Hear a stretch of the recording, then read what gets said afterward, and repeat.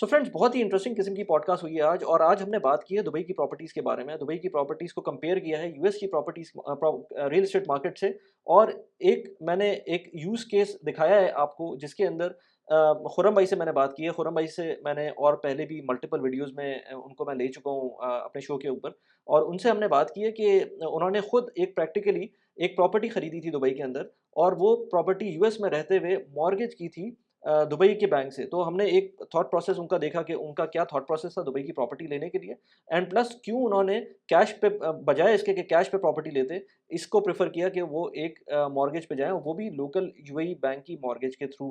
तो अगर let's say आप किसी और मुल्क में रहते हैं, लेट्स से पाकिस्तान में रहते हैं, लेट्स से इंडिया में रहते हैं, लेट्स से यूके में रहते हैं, कहीं भी रहते हैं, तो आपको दुबई में प्रॉपर्टी मॉर्गेज कर सकते हैं थ्रू यूएई बैंक्स। वो क्या प्रोसेस है वो उन्होंने बताया, और ये कब से चल रहा था, किस तरह से पूरा प्रोसेस किया, वहाँ यूएस में बैठकर कैसे प्रॉपर्टी शॉर्टलिस्ट की उन्होंने, और उसके बाद उन्होंने यहाँ पर आकर किस तरह बैंक अकाउंट खुलवाया, और मल्टीपल जो चीज़ें उनके साथ हुई हैं वो पूरा हमने आज डिस्कस किया। इसके बाद हमने एक और इम्पॉर्टेंट चीज़ डिस्कस की कि यूएस और दुबई की प्रॉपर्टीज़ के अंदर क्या डिफरेंस है। अगर आप कोई इन्वेस्टमेंट करते हैं तो यूएस की प्रॉपर्टीज़ जो इतनी अट्रैक्टिव लग रही होती हैं प्राइसेस के पॉइंट ऑफ व्यू से, वो उनमें कौन से कैविएट्स हैं जो हमें देखने चाहिए, जो कि दुबई की प्रॉपर्टीज़ के अंदर नहीं है। अगर इस चैनल के ऊपर पहली दफ़ा आप आए हैं तो आपको मैं बता दूं कि इस चैनल के ऊपर मैं बात करता हूँ पर्सनल फाइनेंस की, प्रोडक्टिविटी की। इसके अलावा हम रियल एस्टेट की भी बात करते हैं, हम इस पे इन्वेस्टमेंट्स की भी बात करते हैं। इसके अलावा मेरा एक न्यूज़लेटर भी है, जो कि लिंक मैंने डिस्क्रिप्शन में दिया हुआ है, आप उसको सब्सक्राइब कर सकते हैं।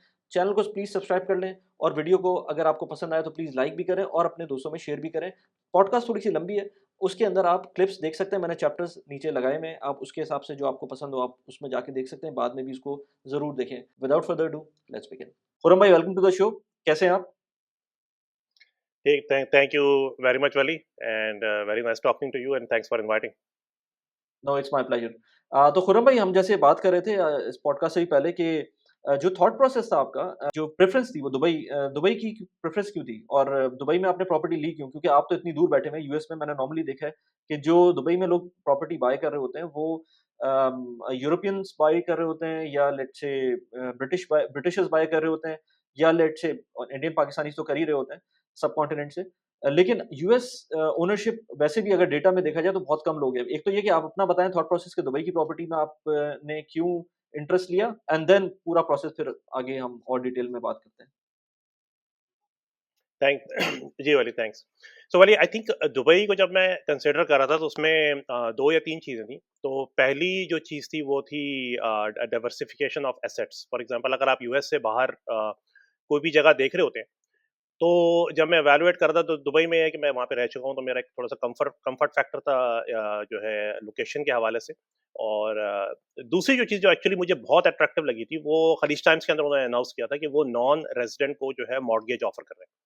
तो आप बेसिकली बाहर बैठे हुए, यानी कि आपका यूएई का रेज़िडेंट वीज़ा नहीं है, आप वहाँ पे काम नहीं कर रहे, और आप कहीं पे भी जो है बेसिकली बाहर हैं, तो वो आपको 50% 40 टू 50% पे बेसिकली जो है मॉर्टगेजेस को फाइनेंस कर रहे हैं। तो ये चीज़ पढ़ने के बाद मुझे बहुत अट्रैक्टिव लगी, सो आई थॉट कि इसको मैं जो हूँ एक्सप्लोर करता हूँ। और जब मैं और बेसिकली जब मैंने सर्च किया, तो अगर आप देखें दुबई के अलावा कोई और जगह मैं अगर आप मुझे नहीं, मेरा नहीं ख्याल कि कोई भी जगह है कि जो आपको इस वक्त नॉन रेजिडेंट्स को जो है मॉर्गेजेस दे रही है, क्योंकि आप अगर वेस्ट में होंगे तो यूजुअली जो है अनलेस कि आपकी क्रेडिट हिस्ट्री है या आप यहाँ की लोकल इनकम है और वो भी स्टैब्लिश्ड है, तो आपको कोई भी बैंक जो है फाइनेंस नहीं कर रहा। तो ये चीज़ मुझे बेसिकली बहुत अट्रैक्टिव लगी। और दुबई में जो है बेसिकली 2 तरह की प्रॉपर्टीज़ हैं, ऑफ प्लान है, यानी कि जो बनी नहीं है, बेसिकली पेपर पे हैं और प्रॉमिस है कि वो बनेगी और वो जब होगा, उसमें थोड़ा-सा रिस्क होता है, जो कि जो है पास्ट में भी लोगों के साथ रहा है, तो मैं यूजुअली जो है वो रिस्क नहीं लेना चाह रहा था। तो अगर आप ऑलरेडी कोई बिल्ट आउट या बेसिकली यूज़्ड प्रॉपर्टी लेते हैं, तो उसके अंदर से कम वो जो रिस्क होता है वो फ़िल्टर आउट हो जाता है, बिकॉज़ जो भी आप बाय कर रहे हैं you can touch it, right? तो उस केस में होता ये है कि आम तौर पे आपको मॉर्टगेजेस जो है नहीं मिलती, आपको कैश पे बाय आउट करना पड़ता है। तो अगर आप बाहर बैठे हो और आपको वो जो नॉन रेज़िडेंट मॉर्टगेज ऑफ़र कर रहा है Dubai as an expert, I think मेरे लिए वो मतलब काफ़ी मुझे अट्रैक्टिव लग रही थी। तो ये ठीक है, बेसिकली जो है इसकी रीज़न थे। सही। जी। तो मतलब आपने एक तो ये कि डाइवर्सिफ़िकेशन बहुत इम्पोर्टेंट थी आपके लिए, क्योंकि ऑफ़ कोर्स आपकी ऑलरेडी प्रोबेबली प्रॉपर्टी यूएस में होगी, और शायद आप पाकिस्तान से हैं, तो पाकिस्तान में भी प्रॉपर्टी है, तो आपने कहा कि एक और डाइवर्सिफ़िकेशन का एस्पेक्ट आ जाना चाहिए, एंड देन दुबई ही एक आइडियल सिनेरियो बनता है, क्योंकि आपका पहले थोड़ा-सा एक्सपोज़र था दुबई का, तो आपको पता था, and then of course comfort factor होता है दुबई का, क्योंकि एक अच्छा नाम है, ब्रांड बहुत अच्छी है। तो उसके हिसाब से मैं यही कहता हूँ लोगों से बाय द वे कि जब भी आप दुबई की प्रॉपर्टी लेने जाएँ तो मैं ये कहता हूँ कि पहली प्रॉपर्टी ना को कोशिश ना करें कि ना ही लें, क्योंकि अगर आपको लेट्स से आपने सोचा हुआ है कि पूरी ज़िंदगी दुबई में रहना है, फिर तो ठीक है। लेकिन अगर आपने किसी और जगह पे जाना है, तो बेहतर ये है कि उस जगह की ले लें पहले प्रॉपर्टी और उसके बाद आप सेकंड प्रॉपर्टी इन्वेस्टमेंट आप वहाँ करें। जैसे खुरम भाई ने भी कहा कि एज़ अ डाइवर्सिफिकेशन उन्होंने प्रॉपर्टी में इन्वेस्ट किया। तो आप फिर आपने ये प्रोसेस कब स्टार्ट किया? मतलब एक तो आपका थॉट प्रोसेस चल रहा होगा कि आपको प्रॉपर्टी लेनी है और फिर आपने प्रोसेस स्टार्ट किया एंड देन यू सेड जैसे मॉर्गेज का आपने यूएई की मतलब मॉर्गेज लिया आपने। ये एक बड़ा एक फैक्टर है ना कि आपने बीइंग एन नॉन रेजिडेंट आपको यूएई के बैंक ने मॉर्गेज कर दिया। वैसे मेरा नहीं ख्याल कि वाक़ई कोई और कंट्री इस तरह से ऑफ़र करता है। इवन आई वुड से कि जैसे आप लेट्स से यूएस सिटिज़न हैं, लेकिन आपकी कोई क्रेडिट हिस्ट्री नहीं है फॉर सम रीज़न आप लेट्स से दुबई के अंदर मौजूद हैं, दुबई में काम करते हैं और अब आप एकदम से जाकर यूएस में एकदम से घर लेना चाहते हैं। तो मेरा नहीं ख्याल कि एकदम एकदम से आपको फ़ौरन मॉर्गेज मिलेगी वहाँ पर और या मिलेगी भी तो उसमें उसके रेट्स बहुत हाई होंगे। जी, बिल्कुल ऐसा है। बिल्कुल ठीक कह रहे हैं वाली। और एक और जो आई थिंक जो थर्ड फैक्टर है वो प्राइसेस ही वाली। जैसे फॉर एग्जांपल जो आपने पूछा कि मैंने स्टार्ट किया था ये कोविड से तकरीबन आप समझ लीजिए कि 2 या 3 महीने पहले। अच्छा। तो बेसिकली आई थिंक मार्च अप्रैल में लॉकडाउन था ना? आई थिंक हुँ, अप्रैल में लॉकडाउन था। तो हुँ, ये हुँ। मैंने स्टार्ट किया था जनवरी के अंदर प्रोसेस जो था, सर्च का प्रोसेस जो था। तो और क्लोज़ मैंने किया था maybe like a week before Covid basically. वो अच्छा तो और आपने उस वक़्त तो जनवरी किसी को में नहीं। स्टार्ट जब किया था 2020 के अंदर, तो उससे पहले आप सोच ट्व रहे थे कि 29 जी, जी, जी। 2019 में तो ट्व 2020 होगा क्योंकि कोविड 29 2020 में हुआ। जी, जी, जी, जी, 2020 यू 2020 आप ठीक कह रहे हैं तो बिल्कुल। जी, 2020 के जी। अंदर आपने एक मतलब विदिन जनवरी टू मार्च आपने प्रॉपर्टी खरीद ली थी। सोचने के बाद मार्च में प्रॉपर्टी ले ली थी। जी, जी, मैंने ले ली थी। तो अच्छा। बेसिकली उसमें उसमें देखिए होता ये है कि रियलिस्टिकली मैंने जो मुझे एक चीज़ मैंने जो रिसर्च की हुई थी वहाँ पे जो प्रॉपर्टी के प्राइसेज़ हैं, वो काफ़ी अट्रैक्टिव हैं क्योंकि जो इस अगर आप चले जाएँ 2020 के अंदर तो उस वक़्त जो यूएस की या वेस्ट की मार्केट जो थी बेसिकली वो आपकी पीक पे थी। हुँ, और यूएई के अंदर जो आपका जो बेसिकली वो अपनी पीक से आई थिंक 40% उस वक़्त नीचे थी जो आपका। तो उसमें से काफ़ी सारी जो जो प्रॉपर्टी की प्राइसेज़ थी वो ऑलरेडी काफ़ी डिप्रेस्ड थी वहाँ पर। जो ओवर सप्लाई है वहाँ जो बेसिकली अपार्टमेंट्स की और जो प्रॉपर्टी की उसकी वजह से। हुँ, जो बाकी जो फैक्टर्स थे तो मुझे वो बेसिकली एक तो प्राइस जो है वो काफ़ी अट्रैक्टिव लगी। दूसरा उसमें एक और जो फैक्टर आ जाता है वहाँ पे प्रॉपर्टी टैक्स नहीं है। वहाँ पे बेसिकली सिर्फ मेंटेनेंस चार्जेज़ हैं जो कि थोड़े से ज़्यादा हैं। लेकिन स्टिल अगर आप उसको जैसे वेस्ट के प्रॉपर्टी टैक्स से कंपेयर कीजिए तो उसमें से जो एक मेजर पोर्शन होता है आपका अगर आप यूएस कनाडा का तो खैर मुझे नहीं पता यूएस में आपका जो मेजर पोर्शन होता है वो प्रॉपर्टी टैक्स में जो है उसमें रेंट का जो आ रही होती है अर्निंग्स उसमें से चली जाती है। तो आपकी जो पीएनएल जो है वो उतनी इफेक्टिव नहीं होती। तो जब बेसिकली आप उसमें आप मैथ करें कि अगर प्रॉपर्टी की प्राइसेस जो हैं वो अगर आप 50% लेस है, आपका प्रॉपर्टी टैक्स जो है वो एग्जिस्ट नहीं करता वहाँ पे। सिर्फ जो है आपकी वो है जो सर्विस चार्जेस, मेंटेनेंस चार्जेस हैं राइट। और आपको वो फाइनेंस कर रहे हैं, तो इन तीनों चीज़ों को ऐड करने के बाद जो है मतलब वो एक मतलब काफ़ी अट्रैक्टिव जो है प्रोपोज़िशन हाँ, बन जो जाती है। जो लास्ट चीज़ ये एक बचती है चीज़। वो ये है कि कहीं ये ना हो कि बहुत ज़्यादा इन्फ्लेटेड हो प्रॉपर्टी प्राइसेज़। अगर वो इन्फ्लेटेड प्रॉपर्टी प्राइसेज़ नहीं है फिर तो ये दिस मेक्स कंप्लीट सेंस कि आप वहाँ पर इन्वेस्टमेंट कर दें। जैसे आजकल थोड़ा-सा इन्फ्लेट कर गई है प्राइसेज़। जी, एग्ज़ैक्टली आप सही कह रहे हैं। अभी इस वक़्त बेसिकली लेकिन आप पीक से देखें तो स्टिल 30% नीचे स्टिल है। नहीं है, मतलब स्टिल आप नहीं जो है। पीक। हुँ, हाँ। तो बिल्कुल थोड़ी-सी ऊपर 10% जो है ऊपर है, लेकिन आप वेस्ट से कंपेयर करें तो वो मतलब वेस्ट में जैसे फॉर एग्ज़ाम्पल 50% जो है ऊपर गई हैं ड्यूरिंग कोविड। यूएई के अंदर शायद 10 टू 15% ऊपर गई होंगी या 20%। तो हुँ, स्टिल जो वहाँ पे जो आई थिंक प्राइसेज़ स्टिल अगर मैं देखता हूँ कुछ एरियाज़ तो वो अट्रैक्टिव है।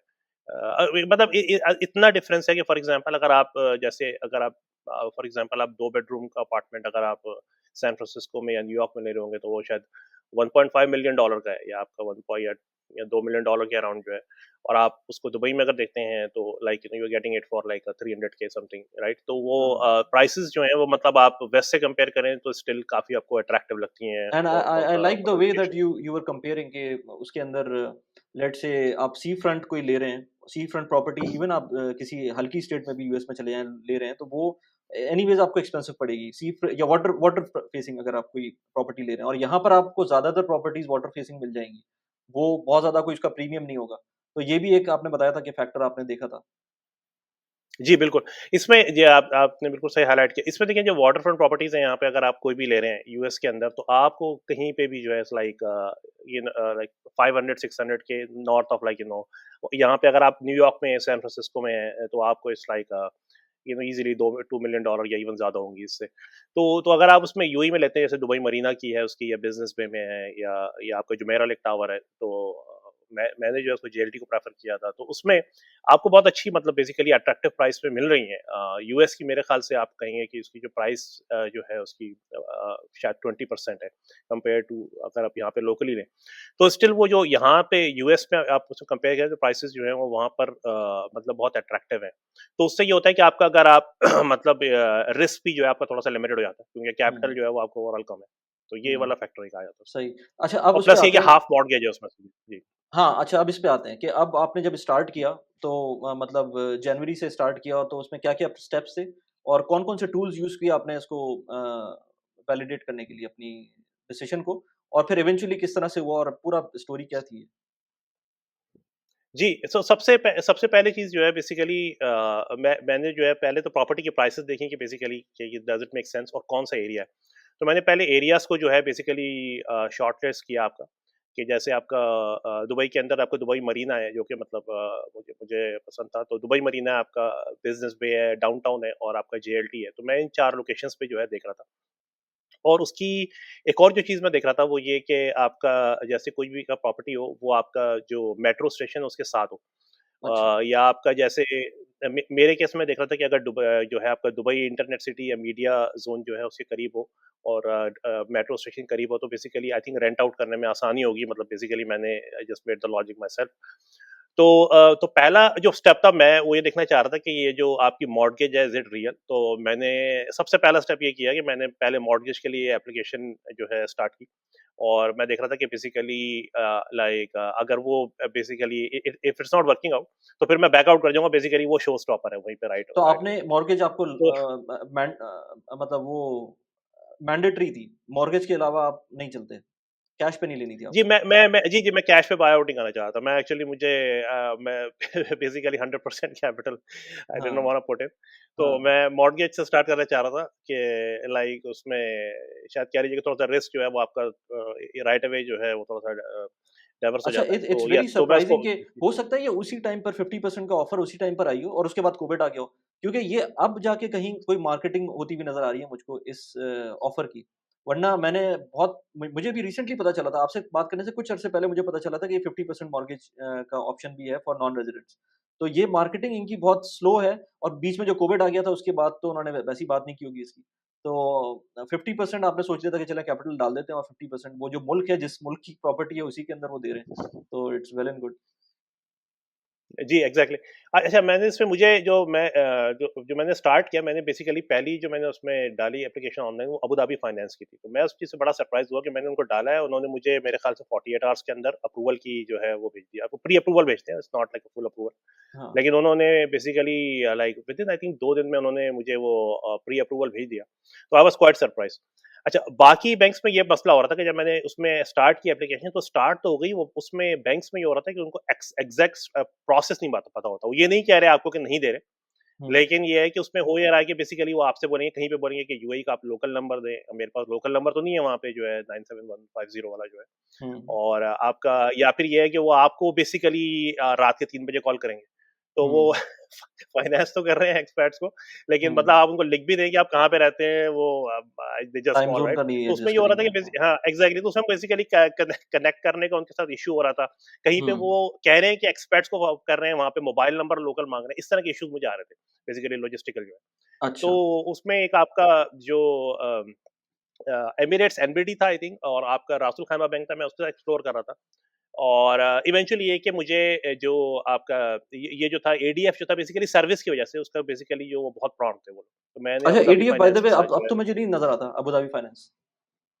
जी, वो एडीसीबी के साथ मर्ज एडीसीबी ने बाय अच्छा, आउट कर लिया। कोविड के बीच ओके। में जो है उसको जी, कोविड में हाँ, आई कुछ थिंक मर्जर्स हुए थे उस टाइम 2021 पर। में, हाँ, मर्जर्स हुए। 2022 में जो है उसको ये अब जी, हुँ, जी। हुँ, राइट। तो अब एडीसीबी ने उसको जो है बेसिकली बाय आउट कर लिया हुआ उसके बाद वन्स आपने ये जो आपकी मॉर्गेज अप्रूवल आई, उसके बाद नेक्स्ट स्टेप क्या था? आपको वैसे एक्सपेक्टेशन थी कि 2 दिन के अंदर आ जाएगी आपके पास?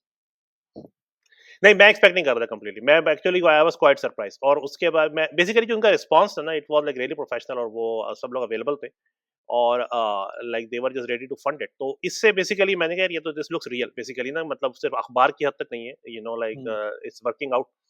और सो तो मैंने उसके बाद जब बैंक्स में किया, तो मतलब उसमें ये हो रहा था कि वो एक हिकअप्स तो आ रहे थे, लेकिन बट इट बिकेम क्लियर कि बेसिकली वो नॉन रेजिडेंट पे आपको एज अ एक्सपेट फंड कर रहे हैं। सही।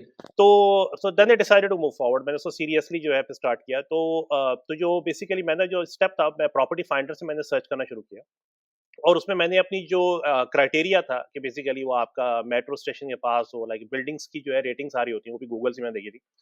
गूगल स्ट्रीट व्यू है, वो आप स्ट्रीट व्यू पे जाके जो है आप उस पे फोर्स देख सकते हैं कि जो है कहाँ पे उसकी लोकेशन है। तो मैं शुरू में मरीना में सर्च कर रहा था, और तो मरीना में ये था कि बेसिकली वहाँ पर थोड़ा जो पार्किंग की जो बेसिकली जो था, बेसिकली आपको पार्किंग अलग से बाय करना पड़ रही थी, जो प्राइसेस थी, या वाटर फेसिंग जो जो बेसिकली प्रॉपर्टीज थी, वो बहुत ज़्यादा बड़ी थी।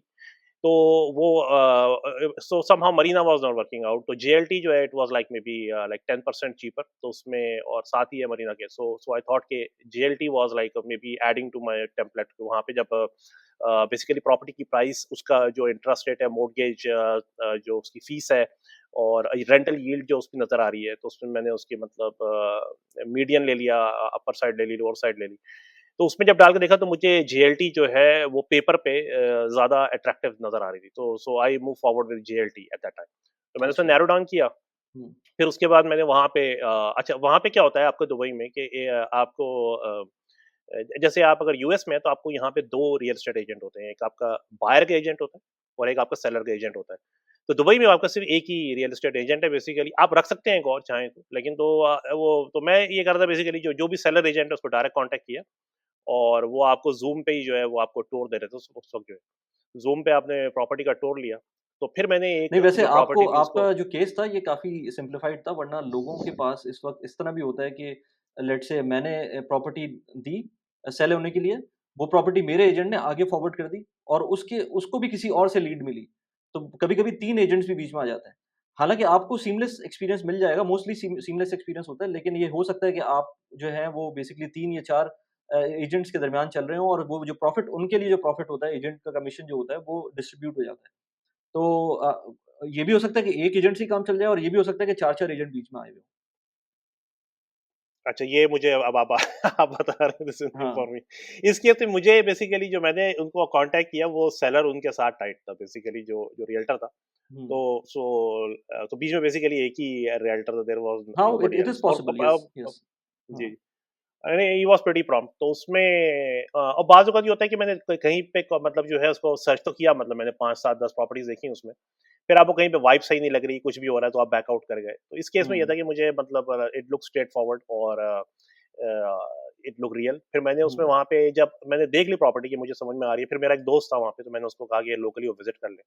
तो उसने जो है देख कर के थम्स अप कर दिया। तो बेसिकली आपकी प्रॉपर्टी आपने डिसाइड कर ली। अब ये है कि अगला जो स्टेप है वो आपका फाइनेंसिंग। अच्छा, एक और चीज़ ये होती है कि अगर आपको बेसिकली आप रेंट्स वहाँ पे कलेक्ट कर रहे हैं, तो आपको बैंक अकाउंट खोलना पड़ेगा। ठीक है। तो मैंने यहाँ से कॉल किया बेसिकली मशरिक बैंक को। उन्होंने कहा कि वो अकाउंट खोल देंगे। एमिरेट्स एनबीडी ने भी कहा कि अकाउंट खोल देंगे। वो वैसे इतना आसान नहीं था, मैं अच्छा आपको आपकी बताऊँ। आपकी पूरी सब ट्रांज़ैक्शन के लिए आपको बैंक अकाउंट नहीं चाहिए था? आपकी ये जो प्रॉपर्टी अच्छा। परचेज़ का जो जो डिसीज़न था उसमें बैंक अकाउंट नहीं चाहिए था? अच्छा, उसमें मैंने बेसिकली एक दोस्त का जो है अकाउंट यूज़ किया था, जहाँ से जो अच्छा। बेसिकली इनिशियल जो आपको आप कर रहे हैं, जो डाउन पेमेंट है, उसके हुँ। लिए बेसिक इनिशियली जो है मैंने दोस्त का अकाउंट यूज़ किया था, लेकिन बाद में ऑनगोइंग बेसिस पे आपको जो है वहाँ पे बैंक रेंट्स अकाउंट के लिए तो चाहिए चाहिए होता होगा, बिल्कुल। हुँ, है। एग्ज़ैक्टली। सही। तो तो बेसिकली आपने और डाउन पेमेंट की, और उसके बाद जो अब इस बेसिकली बाकी जो आपने वायर ट्रांसफर करके उसमें आपको उनको वो जो कैशियर चेक वगैरह वहाँ पे उनको चाहिए होता है, जो मैनेजर चेक जिसको बोलते हैं, वो आपका हमारा जो पाकिस्तान में क्या कहते हैं उसको, पे ऑर्डर, राइट? सो जो पे हुँ, ऑर्डर का इक्विवेलेंट है वहाँ पे, वो उनको बेसिकली चाहिए होता है। तो आप जब बेसिकली आप प्रॉपर्टी जब क्लोज़ कर रहे होते हैं, 3 चीज़ें वहाँ पे दुबई में चाहिए उनको। एक बिल्डर का एनओसी होता है, कि यानी कि बेसिकली बिल्डर को कोई एतराज़ नहीं है, और दूसरा सर्विस चार्जेज़ जो हैं वो क्लियर है, तो वो आपको सेलर जो है बेसिकली प्रोवाइड करेगा कि कोई इस पे जो है आउटस्टैंडिंग ट्रांज़ैक्शन नहीं है। थर्ड जो है आपका फिर ये जो मॉर्टगेज जो है वो आपको जब फंड करेंगे, तो वो आपको ये चाहिए होता है। तो बेसिकली जब मैंने प्रॉपर्टी को जब हाइलाइट किया प्रॉपर्टी फाइंडर से सर्च करके, उसके बाद टोर करके जो है मैंने मॉर्टगेज कंपनी को दे दिया कि भई ये वाली प्रॉपर्टी है, और उसको बेसिकली जो कॉन्ट्रैक्ट है वो मैंने उसको इनिशियली साइन कर दिया। तो मुझे बेसिकली मैं जिस चीज़ से नर्वस था वो ये था कि बेसिकली आपका जैसे अगर मैं कुछ दिनों के लिए जाऊँगा 2-4 दिन के लिए तो क्या इतनी जल्दी वो फंड कर देंगे क्या? तो इट्स ओके मैंने चलो ट्राई करते हैं उसको। हुँ। तो so when it come to the actual transaction तो जो वहाँ पे एक और चीज़ बड़ी इंटरेस्टिंग है कि जो है आपका जो ये बैंक्स हैं उसके वो व्हाट्सएप के ऊपर काम कर रहे होते हैं आपके साथ। ये मेरे लिए एक बड़ी नई चीज़ थी कि जो है जो बैंक का यहाँ पे कोई रिप्रेजेंटेटिव आपके होगा। हाँ, जी, बैंक के रिप्रेजेंटेटिव्स जो हैं, हाँ। वो व्हाट्सएप पे काम कर रहे होते हैं आपके पास, आपको सैटरडे, संडे को भी काम कर रहे होते हैं, जो कि जो है वो एक क्वाइट इंटरेस्टिंग तो वो बेसिकली जो डॉक्यूमेंट्स थे उससे मुझसे संडे की नाइट को साइन करा के, तो जो क्लोज़र का प्रोसेस था वो बेसिकली मुझे उसमें हाल्फ अ डे लगा था। It was pretty straight forward surprisingly, really hmm. Straight forward. तो और इसमें जो बाद में जो चीज़ जो बेसिकली मुझे मुश्किल थी, वो बैंक अकाउंट खोलना था। बैंक अकाउंट खोलना वहाँ पे जो है लेकिन अभी आपने आई थिंक अभी आप अभी तक जो काम किया आपने वो यूएई में नहीं आप अराइव नहीं हुए, यहाँ पर आए नहीं थे? जी, जी, मैंने यहाँ से बिल्कुल तो प्रॉपर्टी मैंने सर्च कर ली। मैंने उसके बाद यहाँ से जो है वायर ट्रांसफ़र किया, तो उसको उन्होंने ठीक है। उनको मैनेजर चेक दे दिया क्योंकि इनिशियली आपको डिपॉज़िट देना होगा, या 10% या 5% जो भी है।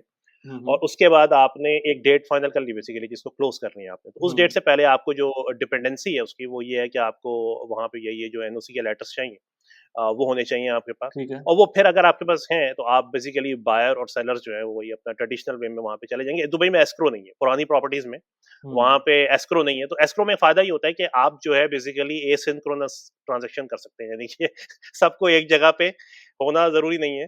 हाँ, आप बेसिकली हाँ। डिफरेंट उसमें भी कर सकते हैं क्योंकि एस्क्रो ट्रिक एक वे होती है। अच्छा अगर एस्क्रो भी थोड़ा-सा एस्क्रो बता दें लोगों को कि है क्या? एस्क्रो होता क्या है? वैसे तो मतलब एक ओवरव्यू तो पता है कि जना अगर आप एक मीडिएशन एक तरह की होती है गवर्नमेंट की तरफ से, लेकिन थोड़ा-सा डिफाइन कर दें कि एस्क्रो क्या है और एस्क्रो जो लेट्स से ऑफ-प्लान प्रॉपर्टीज़ होती हैं, उसमें तो एस्क्रो होता है। लेकिन जो इस तरह की यूज़ प्रॉपर्टीज़ है उसमें नहीं होता, तो थोड़ा-सा एक्सप्लेन भी कर दें एस्क्रो को। जी, जी, बिल्कुल। तो ऐसे एस्क्रो में देखने वाली होता है कि फॉर एग्ज़ाम्पल अगर आप एक प्रॉपर्टी बाय कर रहे हैं, तो आप पैसे देंगे अगले को जो है बायर ने पेमेंट करनी है, सेलर ने पैसे रिसीव करने हैं। उसके बाद ये मेक श्योर करना है कि कोई प्रॉपर्टीज़ पे लायबिलिटीज़ नहीं है, राइट? फॉर एग्ज़ाम्पल आपने उसको ले लिया और उसके बाद जो है उसके कोई पीछे से जो है उसपे कोई लायबिलिटीज़ निकल आती हैं, तो जो है आप फिर बाद में बायर रिस्पॉन्सिबल ना हो।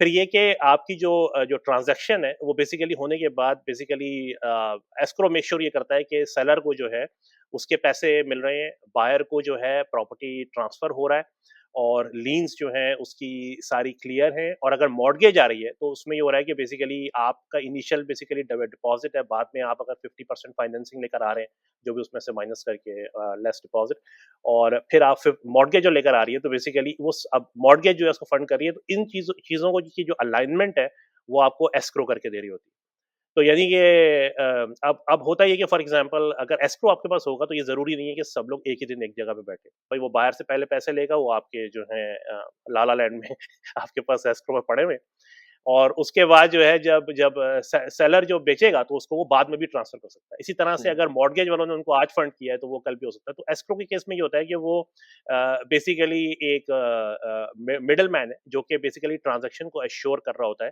कि वो प्रॉपर्ली हो रही है और हर हर एक का जो है वो उसको उसकी चीज़ जो है वो मिल रही सही। है। अच्छा तो इसमें इस केस के अंदर एस्क्रो ने सिर्फ़ और सिर्फ़ आपको जो प्रॉब्लम की वो यही कि एक दिन एक जगह मिलना था लोगों को, अदरवाइज़ तो बाकी सारी चीज़ें तो बैंक भी तो देख रहा था ना, वो बैंक भी तो अलाइन्ड था चीज़ों के साथ क्योंकि मॉर्गेज कर रहे थे। आप अगर कैश की प्रॉपर्टी होती तो फिर उसमें प्रॉब्लम हो सकती थी।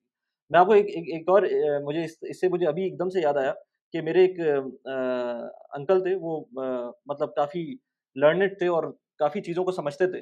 तो ये बात उन्होंने मुझे 20 साल पहले बताई थी कि उन्होंने जब पहला घर अपना लिया था 1980s 85 तो उन्होंने उसको मॉर्गेज करवाया था। वो हम आज तक सोचते हैं कि पाकिस्तान के अंदर मॉर्गेज नहीं होती प्रॉपर्टीज़ सही से मतलब लोग ज़्यादातर कैश पे लेते हैं। उन्होंने 1985 में मॉर्गेज करवाया था घर और उसका रीज़न उन्होंने मुझे बड़ा अच्छा बताया कि उन्होंने ये कहा कि मेरे पास पैसे थे। वो कह रहे थे मेरे पास पैसे पूरे थे और मैं दे भी सकता था। लेकिन मैंने सिर्फ़ और सिर्फ़ मॉर्गेज के लिए इसलिए किया क्योंकि बैंक आपके सारे डॉक्यूमेंट्स को वेट कर लेगा प्रॉपर्टी के। तो पाकिस्तान के अंदर तो ये भी होता है ना कि 2 नंबरी है या पता नहीं डबल फाइल नहीं है ये वो। तो जब बैंक के थ्रू काम हो रहा होता है तो बैंक्स ठीक है आपको थोड़ा-सा इंटरेस्ट देना पड़ेगा, एक्स्ट्रा चार्जेज़ देने पड़ेंगे, लेकिन वो आपको पीस ऑफ माइंड हो जाएगा कि यार अब ये जो चीज़ मुझे मिल रही है, ये कंप्लीट प्रोसेस से गुज़री हुई है और मुझे चीज़ चीज़ मिल रही है वो सही है। उन्होंने वो विदिन 1 और 2 इयर्स उन्होंने वो मॉर्गेज खत्म कर दी थी। लेकिन उन्होंने जो बाइंग की वो मॉर्गेज के थ्रू की, तो वो एक तरह से मैं मुझे याद आया कि एस्क्रो ही हो गया वो भी। बस ये कि उसमें उसके अंदर जो 1 दिन वाला चक्कर है कि आपको सेम डे के ऊपर करने हैं ट्रांज़ैक्शन, वो नहीं हुआ लेकिन अदरवाइज़ काफ़ी चीज़ें स्ट्रीमलाइन कर दी बैंक ने आपकी। जी। एग्ज़ैक्टली वेल एक्चुअली आपने काफ़ी जो मॉर्टगेज मैंने भी 2 साल ही रखी बेसिकली। मॉर्टगेज मैंने 20 ईयर्स रखने का मेरा इरादा नहीं था। So sorry hmm, sorry for initially तो मॉर्टगेज जो है मैंने भी 2 साल रखी लेकिन उसमें और एस्क्रो के केस में आपने बताया बेसिकली होता ये है कि आपने जो बात की बिल्कुल यही मैं एक्चुअली कहना चाह रहा था कि जो जो बर्डन है एस्क्रो के केस में होता है कि आप एस्क्रो जो है वो उसकी ट्रांज़ैक्शन की एग्ज़ीक्यूशन का जो है वो बर्डन ले रही होती है। और अगर मतलब जो है फॉर एग्जांपल कुछ मसला होता है तो वो उसको रिवर्ट कर देती है। अब ये है कि अगर एस्क्रो नहीं होगा तो वो बर्डन आपके ऊपर है कि आपको सिंक्रोनाइज़ करना है कि जो है everything is happening on the same time. Yes. तो ये चीज़ मुझे बेसिकली जो है मुझे उसमें बिल्कुल भी अच्छी नहीं लगी थी कि शुरू में मैंने कहा ये तो मतलब बगैर एस्क्रो के जो है काफ़ी मतलब आप जो है बेसिकली कर रहे हैं। लेकिन apparently it was not an issue old school है बेसिकली वहाँ पे ट्रांज़ैक्शन की जैसे सब लोग एक जगह पे आ जाएँगे आपके पास और वहाँ पे जाके आप साइन करेंगे बेसिकली उनका जो वो दुबई का जो जो लैंड लैंड डिपार्टमेंट होता है उसका जो जो हुँ, जहाँ पे आके ट्रांसफ़र करते हैं हम राइट? तो हुँ, वो वहाँ पे आके आपको basically everybody just gathers there और वो 2 घंटे का तकरीबन प्रोसेस होता है वहाँ पे आने के बाद and it's pretty straightforward it's like really straightforward. हुँ, और लेकिन ये है कि वो आपको बिकॉज़ जैसे बताया कि एस्क्रो नहीं है तो सबको एक जगह पे जमा होना होता है वहाँ पे। सही। तो तो एस्क्रो तो चलें ठीक है, आपने अब फिर अब आ गए थे आप दुबई और आपने ये transaction within let's say 1 day के अंदर आपका ये काम प्रोसेस पूरा हो गया था। आपने पहले से पैसे ट्रांसफ़र किए थे, आपके दोस्त के अकाउंट में थे, आपने मैनेजर चेक उसके नाम से बनाया हुआ था एंड फुल पेमेंट की आपने और टाइटल डीड आपने अच्छा टाइटल डीड आपको नहीं मिली होगी, टाइटल डीड आप तो मॉर्गेज कर रहे थे, तो वो तो बैंक के पास नहीं गई जी, होगी। जी एग्ज़ैक्ट जी, जी, वो होता ही है कि आपका मॉर्टगेज के केस में जो वो बेसिकली टाइटल डीड को जनरेट करते हैं, वहाँ पे आप होता है कि आप शुरू में जाके वहाँ पे उनके ऑफ़िस में अपना पासपोर्ट देते हैं, नाम लेते हैं, वो शुरू में बैकग्राउंड चेक करते हैं। 30 मिनट्स लेते हैं कि वो बैकग्राउंड चेक करने के बाद बोलते हैं कि आपका बैकग्राउंड चेक क्लियर है, अब आप जो है टाइटल डीड ट्रांसफ़र कर लें। तो जब वो टाइटल जनरेट करते हैं, तो वो मॉर्टगेज होती है, फिज़िकल टाइटल डीड जनरेट करने के बाद वो उसपे मॉर्टगेज लिखा हुआ होता है और वो जो बेसिकली टाइटल जो फिज़िकली जो आपकी जो मॉर्टगेज कंपनी है, वो अपने पास रख लेती है। ये भी एक ऑड चीज़ थी वैसे जो मैंने वहाँ पे देखी कि उन्होंने फिज़िकली फिज़िकली जो है बेसिकली टाइटल डीड रख लिया, अब आपको रीफाइनेंस करना है और उन्होंने लेके अपने ब्रीफ़केस में रखी, राइट? तो अब आपको जब रीफाइनेंस करना होगा तो उनके ब्रीफ़केस से बाहर आएगी और आप वो हाँ, उसको कैसे रीफाइनेंस करेंगे? इस वजह से रीफाइनेंसिंग बहुत मुश्किल है दुबई के राइट, अंदर, राइट, अगर मॉर्टगेज प्रॉपर्टी है आपकी। ठीक तो है। तो तो उस बहरहाल टाइम वो पर वहाँ हाँ, जी। हाँ, कंटिन्यू प्लीज़। अच्छा इसमें बाद में ये हुआ जब मैंने मॉर्टगेज को पे ऑफ किया तो ये इंटरेस्टिंग थी तो मैं समझ रहा था कि मुझे जाके फिजिकली वो टाइटल डीड लेनी होगी इन लोगों ने उसमें अब जो है वो आपकी जो टाइटल डीड है वो इलेक्ट्रॉनिक है ये बड़ी एक हुँ, इंटरेस्टिंग हुँ, चीज़ है दुबई में और इस चीज़ ओके, से मैं बहुत इंप्रेस हुआ तो जब 2 साल के बाद मुझे उसको क्लियर करना था तो उन्होंने मुझे 2 ऑप्शन दिए उन्होंने कहा एक तो ये कि आप फिजिकल ले लें टाइटल डीड दूसरा ये कि आप इलेक्ट्रॉनिक ले लें तो मैंने कहा मैं इलेक्ट्रॉनिक को प्रेफर करूंगा तो उसमें जब आप उसको क्लियर करते हैं मॉर्टगेज ड्यूज तो उसके बाद वो आपकी जो डीएलडी है उसकी आपको ईमेल आती है और वो अगले दिन आपकी टाइटल डीड जो है वो बाय ईमेल आपको उसमें रिलीज कर देते हैं। तो ये भी चीज़ जो है आई थिंक ये जो इम्प्रूवमेंट है ये भी बहुत इम्प्रेसिव है। ये जो उसमें जो आप आई थिंक वो ब्लॉकचेन के थ्रू जो है वो कर रहे हैं उसमें हुँ, हुँ, और हुँ। आई थिंक एक कंपनी शायद अवांजा उनका उनका सॉल्यूशन है अच्छा, तो अच्छा, अच्छा, जी, जी। राइट, तो सही।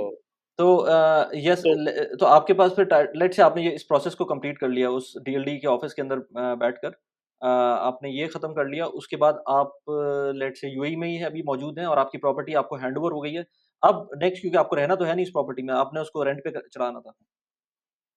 जी, जी, बिल्कुल। तो अच्छा उसका यूएई प्रोसेस में जो है आपका जी, जी, मैं आपको यूएई में आपको जो अच्छा इसमें यूएई में टेनेंसी लॉ जो मैंने जो प्रॉपर्टी ली थी बेसिकली उसमें जो है वो ऑलरेडी टेनेंट रह रहा था। बेसिकली वो ऑलरेडी टेनेंटेड प्रॉपर्टी थी। अच्छा यूएई में लॉ ये है कि जो आप प्रॉपर्टी बाय करते हैं अगर कोई टेनेंट जो है वो रह रहा है, पेइंग टेनेंट को आप वहाँ पे बेसिकली इविक्ट नहीं कर सकते अनलेस कि आप घर के अंदर कोई मॉडिफिकेशन कर रहे हो या फिर ये है कि आप उस घर के अंदर खुद ऑक्यूपाई कर रहे हो और फिर उस केस में आप 2 साल तक रेंट नहीं कर सकते।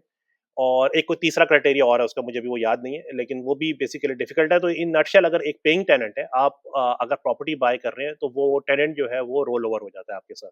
उसमें होता ये है कि जो आपके जो बेसिकली प्रीवियस चेक्स होते हैं उसके जिसको पोस्ट डेटेड चेक्स होते हैं, वो प्रीवियस जो आपका सेलर है उसको वापस करके आपको नई लीज़ और इजारी जो है वो जनरेट करनी पड़ती है आपको टेनेंट के साथ।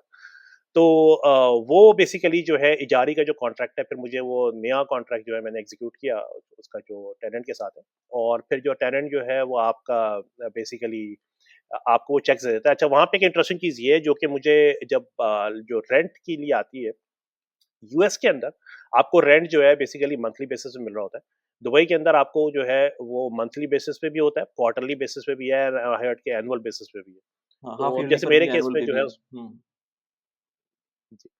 तो अब इसमें जो है उन्होंने जैसे क्वार्टरली चेक है तो उसमें होता है कि वो आपको पोस्ट डेटेड चेक दे देते हैं और इंटरेस्टिंग नहीं वहाँ पे बैंक्स जो है वो पोस्ट डेटेड चेक्स को लेके आई थिंक वो डिपॉजिट कर लेते हैं और फिर जब डेट होती है आपकी तो शायद लॉकर से जो है उसको निकाले कैश एग्ज़ैक्टली। करते हैं। तो हुँ। वो पीडीसीज को प्रोसेस वहाँ पे करते हैं, वो एक बड़ी एक अच्छी चीज़ है। तो उसमें ये है कि आपका इस काइंड ऑफ के आप एस्क्रो ही कह लीजिए उसको कि वहाँ बैंक हाँ। के पास पड़े हुए हैं और उसके हाँ। बाद वो डेट पे जो है उसको कैश कर रहा है। तो आपका जो बेसिकली जो रेंट कलेक्शन जो आप रिमोट से जैसे प्रॉपर्टी को मैनेज कर रहे हैं, तो आपको ये सरदर्द नहीं है कि जो है आप जाके हर महीने जो है वो रेंट कलेक्ट कर रहे हैं या आपका प्रॉपर्टी मैनेजर जो है, इनकेस प्रॉपर्टी हुँ। मैनेजर जो है वो कर रहा है। तो आई थिंक मुझे ये चीज़ जो है वो उसकी बहुत अच्छी लगी और अच्छा, इसके अंदर मतलब अभी आप उन्होंने मैंने सुना है अभी न्यूज़ में आया है कि डायरेक्ट डेबिट भी स्टार्ट कर दिया है। ये पहले डायरेक्ट डेबिट नहीं था। ये तो बहुत कॉमन चीज़ थी डायरेक्ट डेबिट यूके में मैंने देखा है बहुत कॉमन थी। अब यहाँ पर उन्होंने रेंट्स के चेक्स की जगह डायरेक्ट डेबिट को भी स्टार्ट कर दिया है। उसके लिए प्रोबेबली वो बैंक्स टू बैंक्स जो है वो कोई कम्युनिकेशन होगी, लेकिन वो स्टार्ट कर दिया। और दूसरी बात ये कि आपने वो जो बताया था ना कि बड़ा इंटरेस्टिंग मुझे अगेन याद आ गया वो अभी मैं एक रेडियो सुन रहा था यहाँ पर रेडियो स्टेशन है 103.8 है 107 है समथिंग। तो उन्होंने उसमें बताया कि एक कोई क्वेश्चन आया था लीगल आवर के अंदर उनका कि अगर कोई टेनेंट हो और लैंडलॉर्ड उसको इविक्ट करना चाहता हो, तो और वो ये कह दे कि भाई मैं खुद इस प्रॉपर्टी में रहूँगा अब और उसको उसका मकसद जो है ना रहना ना हो, उसको बेसिकली पैसे बढ़ा नहीं पा रहा था वो, तो अब उसने इविक्ट करके उसको पैसे बढ़ाने थे। तो उसमें बड़ा इंटरेस्टिंग एक लॉ है यहाँ पर कि आप जब इविक्ट करते हैं और रीज़न ये देते हैं कि आपको खुद रहना है उसके अंदर या उसको बेचना है। और इंस्टेड ऑफ दीज़ 2 कंडीशंस आप ये करते हैं कि आप उसको दोबारा से रेंट टेनेंट को चढ़ा देते हैं, किसी और टेनेंट को रेंट पे चढ़ा देते हैं। तो जो पिछला टेनेंट है उसको कुछ नहीं करना, उसको सिर्फ़ ये इंटेलिजेंस चाहिए कि आपने ये काम किया है कि नहीं किया है। उसको ये सिर्फ़ चाहिए और वो जाकर रेंट डिपार्टमेंट में कंप्लेन कर सकता है।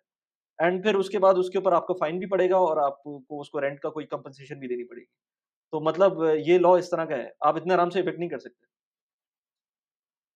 जी, बिल्कुल आप सही सही कह रहे हैं वाली। अच्छा ये जो चीज़ ना अब इस चीज़ को जो है वहाँ पे जो जो टेनेंसीज़ के लॉज़ है ना, वो बड़े इंटरेस्टिंग है वहाँ पे और ये जैसे अब यूएस में होता है कि आपकी जो लीज़ेज़ हैं वो एनुअल होती है। फॉर एग्ज़ाम्पल आपने एनुअल लीज़ आपकी है, हुँ। At the end of the lease जो लैंडलॉर्ड है, वो टेनेंट को जो है मतलब आपके ऊपर है डिस्क्रेशन पे आपको लीज़ रिन्यू करनी है या नहीं करनी है। अच्छा नोटिस देना पड़ेगा आपको ऑफ कोर्स जो है मतलब 1 महीने का या 2 महीने का 1 महीने का आई थिंक नोटिस होता है। और या 2 महीने का जो है डिपेंडिंग ऑन कॉन्ट्रैक्ट तो आप उसको 60 डेज़ का नोटिस देके जो है वो कर सकते हैं। लेकिन ये ज़रूरी नहीं है कि जो है आप लीज़ रिन्यू करें, ये लैंडलॉर्ड के ऊपर है। हाँ। अच्छा दुबई में क्या है कि अगर एक पेइंग टेनेंट है, तो हुँ। आपको उसका जो कॉन्ट्रैक्ट है वो रिन्यू करना ही करना है। ये एक बहुत इंटरेस्टिंग डिफरेंस है जो आपका दोनों के बीच में आता है।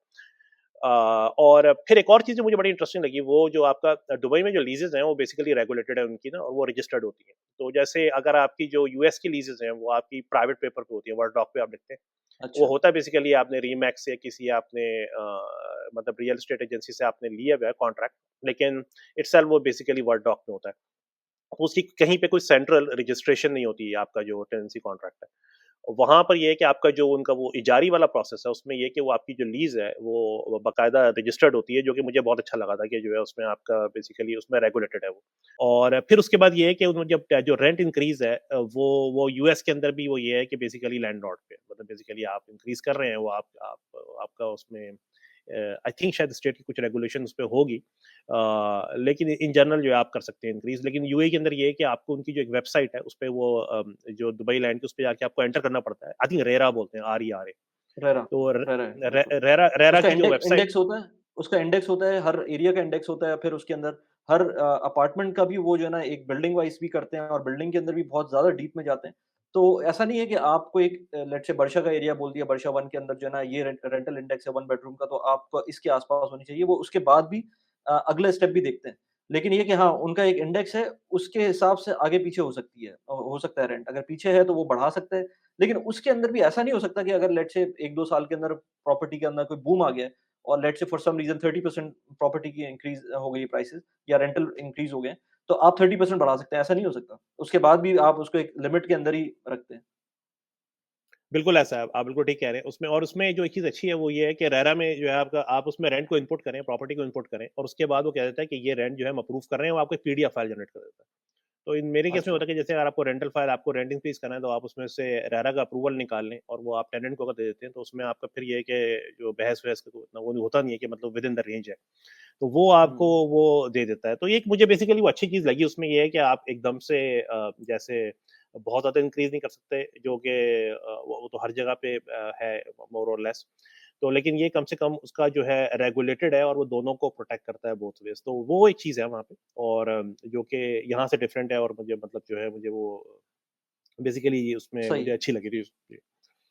अच्छा, इसमें आपने एक और चीज़ बताई थी कि हमने वो बात नहीं की हमने यहाँ पर कि आपने जो आपको बैंक अकाउंट खोलने में जो जितने मसले आए, सारी चीज़ें तो स्मूथ चल रही थी, लेकिन ये बैंक अकाउंट क्योंकि आपको खोलना था बैंक अकाउंट अगर आपको टेनेंसी कॉन्ट्रैक्ट और आई मीन टेनेंट से चेक्स लेने, तो वो आप ज़रा एक्सप्लेन करें कि उसमें क्या हुआ था?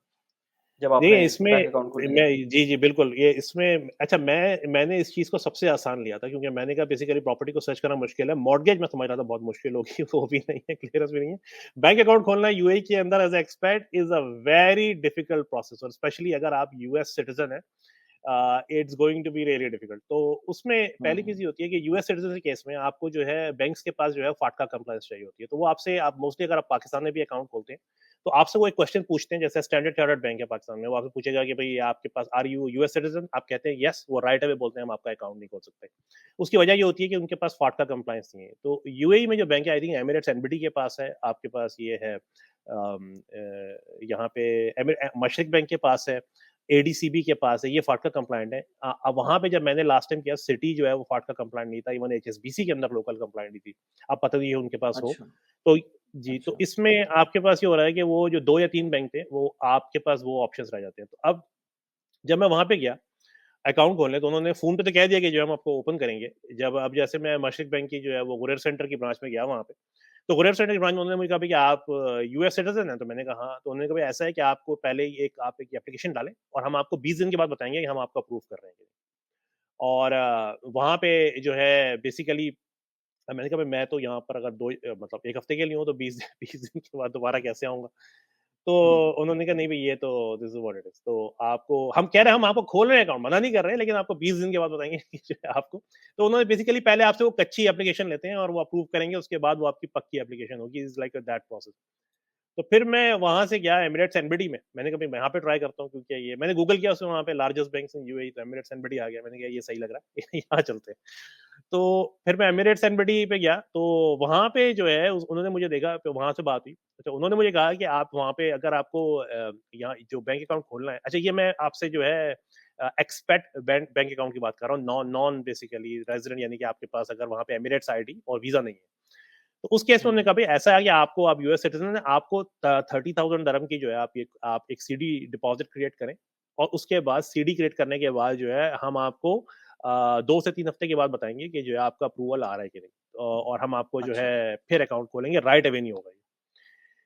तो हुँ, एमिरेट्स एनबीडी ने मुझे रिफ्यूज़ किया। फिर मैं मतलब लॉन्ग स्टोरी शॉर्ट में वहाँ से जो है आपका रासुल खैमा बैंक गया, मैंने वहाँ पे ट्राई किया। उधर एक और था आपका फर्स्ट अबू धाबी बैंक था एफएबी सो उन लोगों ने मुझे मेरा पूरा दिन इसमें ज़ाया हो गया बेसिकली वो अकाउंट मेरा पहले दिन हुआ नहीं। मैं एंड में आपका हबीब बैंक एजी ज़ूरिक गया। तो वहाँ पे जो है आपका वहाँ पे मैं पाकिस्तानी पासपोर्ट है, डुअल सिटीज़न में आप हबीब बैंक एजी ज़ूरिक में मैंने उनको पाकिस्तानी पासपोर्ट दिया कि भई मुझे जो है अकाउंट खोल दें यहाँ पे, जो दुबई है। तो उसने कहा हम खोल देंगे मसला ही नहीं उन्होंने एप्लीकेशन स्टार्ट की उसके अंदर अगेन दोबारा आपसे पूछते हैं कि आर यू यूएस सिटीजन आपने कहा यस तो उसने कहा हाँ। आपका अकाउंट यहाँ पे नहीं खुल सकता तो वो इशू जो है मुझे आया इवेंचुअली जो है मैं उसको वहां पे नहीं खुलवा पाया था दुबई के अंदर नेक्स्ट डे मैं हुँ, जो है मैं शारजा गया it happened to be Sharjah में जो अच्छा वहाँ ना आपको थोड़ा-सा डिफरेंट जब आप एक्सपेट अकाउंट की बात आती है तो डिफरेंट ब्रांचेस के अंदर आपको little bit different version of the story भी मिलता है। वहाँ पे मैंने एक और चीज़ ये फ़ील हुँ, की, वेरिएशन है, सेम नहीं है हुँ। वो। तो जब मैं शारजा में गया तो उन्होंने मुझे जो है मैंने वहाँ पर मशरिक बैंक में जब मैंने स्टार्ट किया तो उन लोगों ने मुझे एक ऑप्शन दी कि मैं वहाँ पे उनकी जो एक बैंक का एश्योरेंस होती है एक वो कंपनी मुझे याद नहीं है। बेसिकली बैंक का एश्योरेंस में ये है कि वो एक प्लान था जिसके अंदर जो जो इन्वेस्टमेंट जो प्लस बेसिकली इंश्योरेंस टाइप का। हाँ, इन्वेस्टमेंट का ना ना जी एग्ज़ैक्टली वो इन्वेस्टमेंट प्लस इंश्योरेंस कंबाइंड था, ना वो इंश्योरेंस अच्छी थी, ना वो इन्वेस्टमेंट अच्छी थी। Exactly, exactly. और वो उन्होंने मुझे कहा कि आप और ये चीज़ 70,000 पाकिस्तान के अंदर भी बहुत लोगों को बेची जाती है और मैं बहुत दफ़ा बोला है मैंने इसमें कि ना लिया करें, ये बैंक का इंश्योरेंस बहुत ही बेकार चीज़ है। जी, जी, बिल्कुल। वो बैंक का एश्योरेंस उन्होंने मुझे भेजी और उसमें ये है कि वो बैंक का में ये था कि मैं उससे जो है 2 महीने के बाद जो है वो आप बाहर मैं उससे एग्ज़िट कर सकता हूँ। तो मैंने उसकी बेसिकली एग्ज़िट टर्म पढ़ी और मैंने वो फिर हुँ, 17,000 dirham का साइन कर दिया। तो उन्होंने मेरा जब मैंने उसको बैंक का एश्योरेंस ली आपसे 70,000 की, तो उसके बाद उन्होंने मेरा अकाउंट खोल दिया राइट अवे।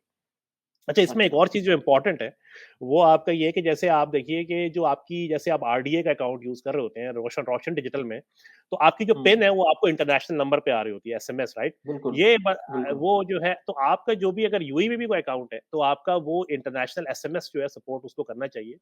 तो उन्होंने मुझे मशरक़ ने कहा कि वो मुझे चला के देगा जो बेसिकली इंटरनेशनल नंबर पे एसएमएस, तो मैंने वहाँ पे अपना जो फ़ोन था वो वहाँ पे मतलब रोमिंग पे एक्टिवेट करके और फिर अपना वहाँ पे उनकी जो ओटीपी है वो रिसीव करके देगी। तो उन्होंने मुझे जो मशरिक के केस में जो है वो अकाउंट पे जो उसकी ओटीपी है वो इंटरनेशनल नंबर पे चलती है। आई हाइली अच्छा। रिकमेंडेड इस पॉइंट के बाद मुझे कोई इश्यू नहीं आया। जो बेसिकली ओपन करने के बाद I am super happy with Mashreq मुझे कोई उसमें जो है वो एक दफ़ा मेरी ओटीपी बंद हुई थी वो लेकिन बेसिकली वो कहीं पे आउटेज तो कहीं भी हो सकती है। तो हुँ, लेकिन अदर देन दैट लेकिन मुझे जो है कोई भी उसमें इश्यू नहीं आया और उसमें ये होता है कि आपकी एक एनुअल केवाईसी होती है कि जिसमें आपको वहाँ पे हर साल अपनी इनकम को डिक्लेयर करना पड़ता है और प्लस आपका जो है आपकी बस पासपोर्ट का स्टेटस आपको देना पड़ता है, प्रीटी स्ट्रेट फॉरवर्ड उनका वेब पेज जो है। वो पाकिस्तान में हुँ। भी है, आपका अगर आप पाकिस्तान में भी आपका जो है वो आपका जो नॉन रेज़िडेंट अकाउंट होगा, तो उसमें आपको देना पड़ता है। तो वो आपको एनुअल केवाईसी करनी पड़ती है और अदर देन दैट लाइक उसमें बहुत अच्छा वो काम करता है और उसमें एक और अच्छा, चीज़ जो एनुअल अच्छी केवाईसी वैसे मैं हमेशा ये बात सोचता था क्योंकि अच्छा कि ये पॉइंट आया कि जब नॉर्मली एक बंदा एमिरेट्स लेट्स से यहाँ पर रहता है और यहाँ पर अपना अकाउंट खोलता है, तो वो तो एमिरेट्स आईडी की बेसिस के ऊपर चल रहा होता है और वन्स मैंने देखा है कि जितने भी लोग यहाँ से एग्ज़िट करते हैं, तो उनका अकाउंट अगर वो उस पे पीछे बात करके नहीं जाते, तो वो फिर जैसे ही एमिरेट्स आईडी एक्सपायर होती है, वो अकाउंट भी ब्लॉक हो जाता है या सीज़ हो जाता है। तो इसी तरह से जब कोई एक्सपर्ट अपना या नॉन रेज़िडेंट अपना अकाउंट बनाएगा, तो उसकी भी कोई केवाईसी होती रहनी चाहिए। तो वो आप कह रहे हैं कि हर साल वो कोई आपको कॉरेस्पॉन्डेंस करते हैं केवाईसी के लिए? जी, जी। इसमें वही होता है कि अगर आपके उसमें ईमेल आती है बेसिकली उसमें जो आपकी ऑटोमेटेड मशरिक की जो है, तो आपको उसमें कि जो है वो पहले से नोटिस भेजना शुरू कर देता है कि आपकी केवाईसी ड्यू है। अच्छा 2 तरीके हैं हुँ, आप हुँ। उसको खुद खुद अपडेट कर दें, तो वो आपको ईमेल नहीं आती। वो देखते हैं कि बेसिकली लास्ट अपडेट क्या है, तो वो आपको ईमेल आती है कि आपको अपने बेसिकली डॉक्यूमेंट्स अपडेट करने हैं। उसमें आपको बेसिकली एक आईडी पासपोर्ट दोबारा अपलोड करना होता है हर साल आपको और एक दफ़ा पासपोर्ट अपलोड करना होता है और आपको सिंपल बताना होता है कि आपकी जो जॉब जो है आप कहाँ पे कर रहे हैं। कोई कोई उसमें वो सर्टिफिकेट वगैरह नहीं माँगते, एसेंशियली बस अच्छा, पासपोर्ट ठीक आपने है। देना है और बताना है आपने कि भई हुँ, मेरी ये मैं इस कंपनी में काम कर रहा हूँ, ये मेरी सैलरी और घर का एड्रेस क्या है, घर का एड्रेस 3 चीज़ें जो है वो वेरीफाई करते हैं। तो वो आपको सही। बस आपको वो आप अपडेट करें केवाईसी के ऊपर एंड दैट्स इट वो आपको ऑटोमेटेड ईमेल जो है जनरेट होके आ जाती है उसमें। तो वो हर ओके, साल करनी पड़ती है आपको वरना वो आपका अकाउंट जो है ब्लॉक कर देंगे वो। ठीक है, सही है। तो आपका फिर ये अकाउंट लेट्स से खुल गया और उसके बाद फिर तो कोई मसला नहीं होगा, फिर आपको सिर्फ़ अपने चेक्स कलेक्ट करने होंगे और डिपॉज़िट करने हुए होंगे। एग्ज़ैक्टली वो उसमें आपका चेक्स जो है वो करने होंगे। फिर ये होता है कि जैसे फॉर एग्ज़ाम्पल लोकल आपकी जो पेमेंट्स हैं, जैसे आपकी दुबई में जो है उसकी जो देवा की पेमेंट होती है आपकी वाटर एंड इलेक्ट्रिसिटी की या आपकी वो जैसे चिलर की पेमेंट आ रही होती है या आपकी थर्ड होती है वो आपकी ये होती है जो सर्विस चार्जेज़ जो आ रहे होते हैं उसके जो एनुअल जो क्वार्टरली जो होते हैं जो मेंटेनेंस चार्जेज़ आ रहे होते हैं। और तो मरीना के केस में आई थिंक मोस्टली वो 20 दिरहम्स पर स्क्वायर फीट है और जीएलटी के केस में अराउंड 15% 15 दिरहम पर स्क्वायर फीट के हिसाब से होते हैं। तो वो आपको बेसिकली वो उसको इवैल्यूएट करके आपको क्वार्टरली बेसिस पे पे करने होते हैं। तो आप वो लोकल अकाउंट के थ्रू जो है उसको वो आपका कर सकते हैं जो है पे। अच्छा, अच्छा इसमें एक सही है। एक और चीज़ मैं आपको जो इंटरेस्टिंग बताऊँगा कि जो मॉर्टगेज थी यूएई के अंदर, उसके अंदर 2-3 चीज़ें जो थी वो बड़ी मुझे और जो थी वो इंटरेस्टिंग थी, जो कि यूएस के केस में जो है वो मुझे थोड़ा-सा मतलब जो है यहाँ से डिफरेंट थी। पहली जो चीज़ थी जो कि मुझे बहुत ज़्यादा जो हैरानगी हुई थी वो ये कि बेसिकली जो मॉर्टगेज के एंड में वो आपसे एंटायर अमाउंट के चेक माँगते हैं वहाँ पे। जो कि I think it was quite outrageous कि वो आपको बेसिकली आपने मॉर्टगेज लिया, मॉर्टगेज में बोलेंगे एंटायर अमाउंट का चेक वो आप उनको दे दें, ताकि वो एज़ अ सिक्योरिटी डिपॉज़िट वहाँ पे जो सिक्योरिटी के लिए रखें। अच्छा एक्सपेक्ट के केस में उन्होंने मुझसे इनिशियली माँगा, बाद में उसने कहा कि जो है एक्सपेक्ट मॉर्टगेज में ये रिक्वायर्ड नहीं है। लेकिन अच्छा, हाँ जी, उसने मुझे बाद में क्योंकि वो हो ये रहा है कि मैं वहाँ पे मेरे पास उस वक़्त जब मैं था तो मेरे पास लोकल अकाउंट नहीं था। एनीवे उन्होंने मुझे उसमें जो है एंड में कहा कि वो रिक्वायर्ड नहीं है। लेकिन ये है कि अगर आप लोकल मॉर्टगेज ले रहे हैं यूएई में, तो वो आपसे जो आउटस्टैंडिंग अमाउंट है, उसका चेक जो है वो आपको बेसिकली लेके और इस काइंड ऑफ उनके पास पड़ा हुआ है और कि आपका एज़ अ आप हॉस्टेज है अगर फॉर लैक ऑफ अ हाँ, बेटर टर्म। हाँ, तो बेसिकली तो उसके लिए जो है यूएस में ऐसा नहीं है बेसिकली हम लोग के यहाँ पे आपके पास जब मॉर्गेज ले रहे होते हैं तो ऐसी कोई चीज़ नहीं होती। ये एक पहली वहाँ पे जो चीज़ थी सही। बड़ी इंटरेस्टिंग थी। दूसरी जो चीज़ थी हुँ, वो ये होता है वहाँ पे कि आपको जैसे यूएस में हमारा ये होता है कि अगर आप जैसे आपने मिसाल के तौर पे अगर आपने 15 इयर्स की मॉर्गेज ली है या आपने 30 ईयर की मॉर्गेज ली, अब आप उसमें एडिशनल पेमेंट कर रहे हैं या आप लंप सम पेमेंट कर रहे हैं, तो जो जो मॉर्गेज की जो आपका जो टेन्योर होता है, वो ऑटोमैटिकली डिक्रीज़ होता जाता है। फॉर एग्ज़ाम्पल अगर आपने आप हर महीने मिसाल के तौर पे आप डबल पेमेंट कर रहे हैं, तो वो मॉर्गेज का टेन्योर जो है बजाय 15 साल के आपका जो है 7 साल रह जाएगा, 6 साल रह जाएगा, वो ऑटोमैटिक होता है। तो यहाँ पर ये होता है यूएस की मॉर्गेजेज़ में कि यहाँ पे जो आपकी जो मंथली अमाउंट है वो चेंज नहीं होती, वो बैक एंड से आपका जो बेसिकली टेन्योर है वो कम होना शुरू हो जाता है और वो आपको करने की ज़रूरत नहीं है। अच्छा, इसमें आप जब मॉर्गेज की पेमेंट कर रहे होते हैं यूएस में फॉर एग्ज़ाम्पल अगर आपके पास मिसाल के तौर पे अगर आपके पास $500,000 की मॉर्गेज है और आप उसमें वो आपने ली है 30 ईयर पे या 15 ईयर पे लेट्स से फाइनेंस की है, 30 ईयर पे की है और आप एक्स्ट्रा पेमेंट कर रहे हैं, तो वो आपका ऑटोमैटिकली जो टेन्योर है वो आपका श्रिंक हो जाएगा और आपकी लेकिन जो पेमेंट जो आपने इनिशियली लॉक की है और इंटरेस्ट रेट जो है वो आपका अगर यहाँ पे 2 इंटरेस्ट हैं यूएस में जो आपकी मॉर्गेजेज़ हैं, एक्चुअली मैं इंटरेस्ट रेट बाद में टच करता हूँ। तो वो जो हुँ, टेन्योर है यहाँ पे कम हो रहा होता है और आपके पास आप अगर पेमेंट कर रहे हैं, अगर आप पूरे $500,000 को पे ऑफ कर देते हैं आज, तो उसपे कोई पेनल्टी चार्जेस नहीं है। मैं मतलब आप पूरा 100% अगर पे पे ऑफ कर रहे हैं तो उसपे ज़ीरो पेनल्टी है most of the cases US में में, यूएस में। यूएस में। जी। हाँ, यूएई में ये सही। होता है यूएई में यूएई के है। केस में हाँ, जी, यूएई में ये होता है कि वो आपको जैसे जो मैंने उससे लिया था एडीएफ के केस में आप या एडीसीबी के केस में वो लोग अलाउ कर रहे थे कि आप हर साल 30% से ज़्यादा अगर आप 30% से ज़्यादा पे करेंगे आउटस्टैंडिंग बैलेंस पे तो वो आपको जो है वो एक परसेंटेज चार्ज कर रहे होते हैं। आई थिंक 3% थी या 4% आप शायद डिफरेंट हो। तो उसमें ये है कि आपको वो स्टिल आई थिंक वो उससे तो आपको मतलब बहुत सस्ती पड़ती है कंपेयर टू कि आप एंटायर उसकी लेंथ पे रखें टेन्योर की मॉर्गेज की। लेकिन ये है कि वो आपसे एक एक्स्ट्रा जो है वो चा आपको डिस्करेज कर रहे हैं बेसिकली कि आप पे बिल्कुल, ऑफ करें ना। बिल्कुल। तो हाँ, वो हाँ। और वो आपका 30% है और आप उसके बाद अगर पे ऑफ करेंगे तो आपको वो अपफ्रंट पे करनी है। तो वो एक चीज़ वहाँ पे मुझे जो है वो भी एक इंटरेस्टिंग लगी कि जब मैं बेसिकली 2 साल के बाद जब उसको पे ऑफ कर रहा था तो मुझे उसपे एडिशनल 3% जो है समथिंग अपफ्रंट पे करने पड़े। उसके बाद जो जो भी एडिशनल अमाउंट वो है ये बैलेंस भी अमाउंट पे एक करने पड़े हुए होंगे। जो प्रिंसिपल बैलेंस बचा हुआ है उसके ऊपर करने पड़े होंगे ना? जी बिल्कुल, एग्ज़ैक्टली जो ठीक बैलेंस है है, बैलेंस अमाउंट बिल्कुल आप ठीक है। तो तो ये 3% इसमें ज़्यादा है मतलब मैं तो समझ रहा था कि 1 टू 2% होगा ये, आई डोंट नो कि 3% है। मैं तो वो तो मेरा अगर 3% तो लेट्स से अगर आपने कोई प्रॉपर्टी बेचना है और वो लेट्स से उसमें कोई फ़ायदा नहीं हो रहा, फिर तो ये 3% भी आपको नुकसान दे रहा होगा। एक तो शुरू जी में आपने बिल्कुल। जो बाइंग कॉस्ट है उसके अंदर ऑलमोस्ट 7% आपने एडिशनल दे दिया और उसके बाद लेट्स से 2-3 साल बाद आप बेचते हैं उसको और फॉर सम रीज़न आपको उसमें कोई फ़ायदा नहीं हो रहा है, प्राइस एप्रिशिएट नहीं कर रही है, तो 3% यहाँ नुकसान हो जाएगा। तो 10% तो ओवरऑल नुकसान हुआ वैसे और प्लस ये कि जो आपने इंटरेस्ट के एक्सपेंसेस गए आपके वो अलग। तो ये सोच समझ के लेना चाहिए वैसे। बिल्कुल टेन्योर ऐसा भी नहीं सोच समझ आपने के ये फिक्स करना जी, चाहिए। जी, जी, जी, यहाँ पे भी देखें ये बिल्कुल ऐसा ही है। इस आपने अगर यूएई में प्रॉपर्टी बाय कर रहे हैं, आपने जैसे बाय करने के बाद अब अगले दिन 10% नेगेटिव है। You know like it's hmm, kind of तो बेसिकली आपने बाय की, आप वहाँ पे दुबई में है कि 2% उनकी रियल्टर फी है, 4% डीएलडी फी है, उसके ये 6% फिर बिल्कुल। उसके बाद जो है वो बाकी आप उसमें ऐड कर लेंगे तो अराउंड 7 या 8% ही आ जाती है। और 7% अगर 8% हाँ, बिल्कुल। तो अगर आप मॉर्टगेज कर रहे हैं तो ये वाला उसमें एडिशनल एक्सपेंस आ जाता है। तो अगर आप लेकर राइट अवे जो इसको सेल करेंगे तो वो आपको लॉस में होती है। यूएस में भी ऐसे ही यूएस में अगर आप सेल करेंगे अच्छा वहाँ पे ये है कि वो बाइंग टाइम पे आपको चार्ज कर रहे हैं 6 या 7 या 8%।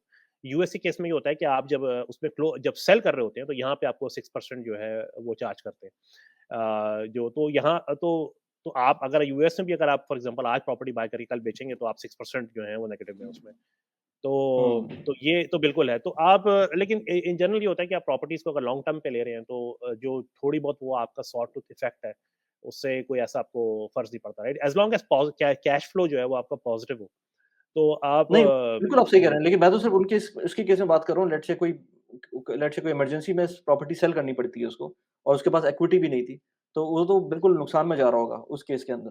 वो तो डेफिनेटली कोई भी इन्वेस्टमेंट वो लॉन्ग टर्म के अंदर हो तो वो अपने सारे कॉस्ट निकालती है, वरना कॉस्ट ही सबसे बड़ी फैक्टर आ जाती है जो बंदा देख ही नहीं रहा होता है। जैसे 7% इनिशियल कॉस्ट है एक्विजिशन की, और उसके बाद अगर आपने अर्ली मॉर्गेज पेमेंट की और उसमें 3% लग रही है, तो आप ये समझ लें 10-11% तो आपको उस प्रॉपर्टी के ऊपर वैसी हिट लग गई, और आपका रेंटल रिटर्न आपका लेट से 4% 5% का है, तो आपने 2 साल प्रॉपर्टी चलाई और उसमें मेंटेनेंस चार्जेस वगैरह सब कुछ दिए, तो वो निल नेट नेट आपको नुकसान में ही दे रही होगी वो, अगर आप इतना जल्दी में कुछ डिसीजन लेते हैं अपना।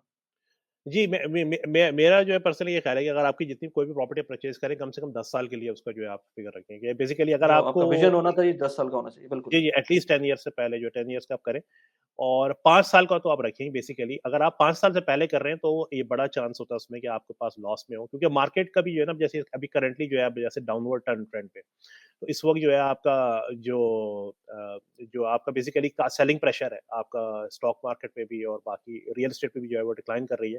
तो एक तो आपको बेचने हुँ, में जो है आपके प्राइसेज़ जो है डिप्रेस्ड है, प्लस आपको ये वाले हुँ। लॉसेस लेने पड़ेंगे। तो अगर I think basically over stretch करके जो है उसमें बाय ना करें कि आपको जो है, अगर आपको या शॉर्ट टर्म में अगर आपको सेल करना है, तो वो उसमें ये है कि आपको लॉस हो सकता है। ठीक है। चले ये मतलब आपने अब यहाँ पर पहुँच गए कि आपने प्रॉपर्टी खरीद भी ली है, आप उसको पोज़ेशन भी मिल गया, आपका बैंक अकाउंट भी खुल गया है। उसके बाद आपने रेंट्स के चेक भी डिपॉज़िट कर दिए। इस पूरे प्रोसेस के अंदर आपका कोई रियल एस्टेट एजेंट भी होगा, और उसके बाद भी आपने उसको प्रोबब्ली हायर किया होगा, ताकि वो आगे भी थोड़ा बहुत उसको अगर कोई प्रॉब्लम होती है तो प्रॉपर्टी के अंदर, तो आप उसको कंटिन्यू करें। तो कोई बंदा था जो ऐसा है जो आपके साथ चल रहा हो अभी? जी, वही वहाँ वहाँ पे बेसिकली मेरे केस में ये है कि मुझे एक बहुत अच्छा बेसिकली रियल एस्टेट एजेंट जो है मिला। रियल एस्टेट एजेंट में देखिए, प्रॉपर्टी मैनेजर में ना 2-3 चीज़ें होती हैं। वो मैं जो देख रहा होता हूँ आमतौर पे वो ये है कि प्रॉपर्टी मैनेजर जो है पहली चीज़ ये कंसिस्टेंसी बेसिकली कि आप जो है जब आप उसको मैसेज करें या रेंट कलेक्शन है या रिस्पॉन्स टाइम है, वो सब कंसिस्टेंट हो। और फिर हुँ, ये है कि वो कितना रिस्पॉन्सिव है, और फिर उसकी हुँ, हुँ। कि वो कितना एक्सपेंसिव है। तो इसमें बिल्कुल। मुझे वहाँ पे जो है जैसे यूएस के केस में जो है मतलब अब उसमें ये है कि बाज़ औक़ात वो थोड़ा-सा आपको प्रॉपर्टी मैनेजर एक्सपेंसिव हो सकता है, लेकिन अगर उसमें बाकी क्वालिटीज़ हैं, तो मेबी आप उसमें आप उसका स्टिक अराउंड करना चाहेंगे।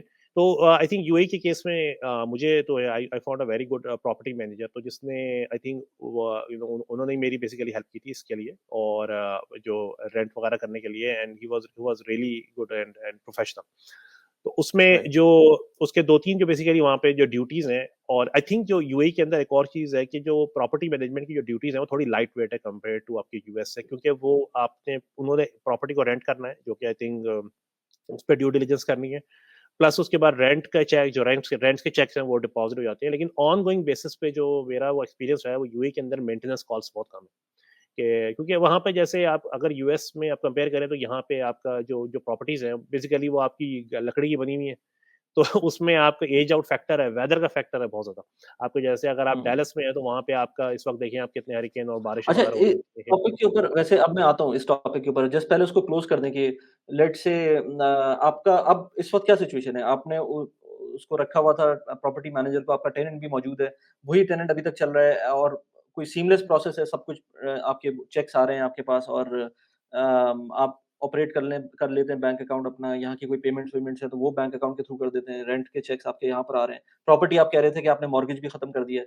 तो इस वक़्त ऑल गुड, कोई प्रॉब्लम नहीं है, और इस वक़्त आपकी क्या सिचुएशन है? प्रॉपर्टी आपने कोविड से पहले ली थी, इस वक़्त एप्रिशिएट हुई है या रेंट में जी, कोई जी। एप्रिसिएशन आई है?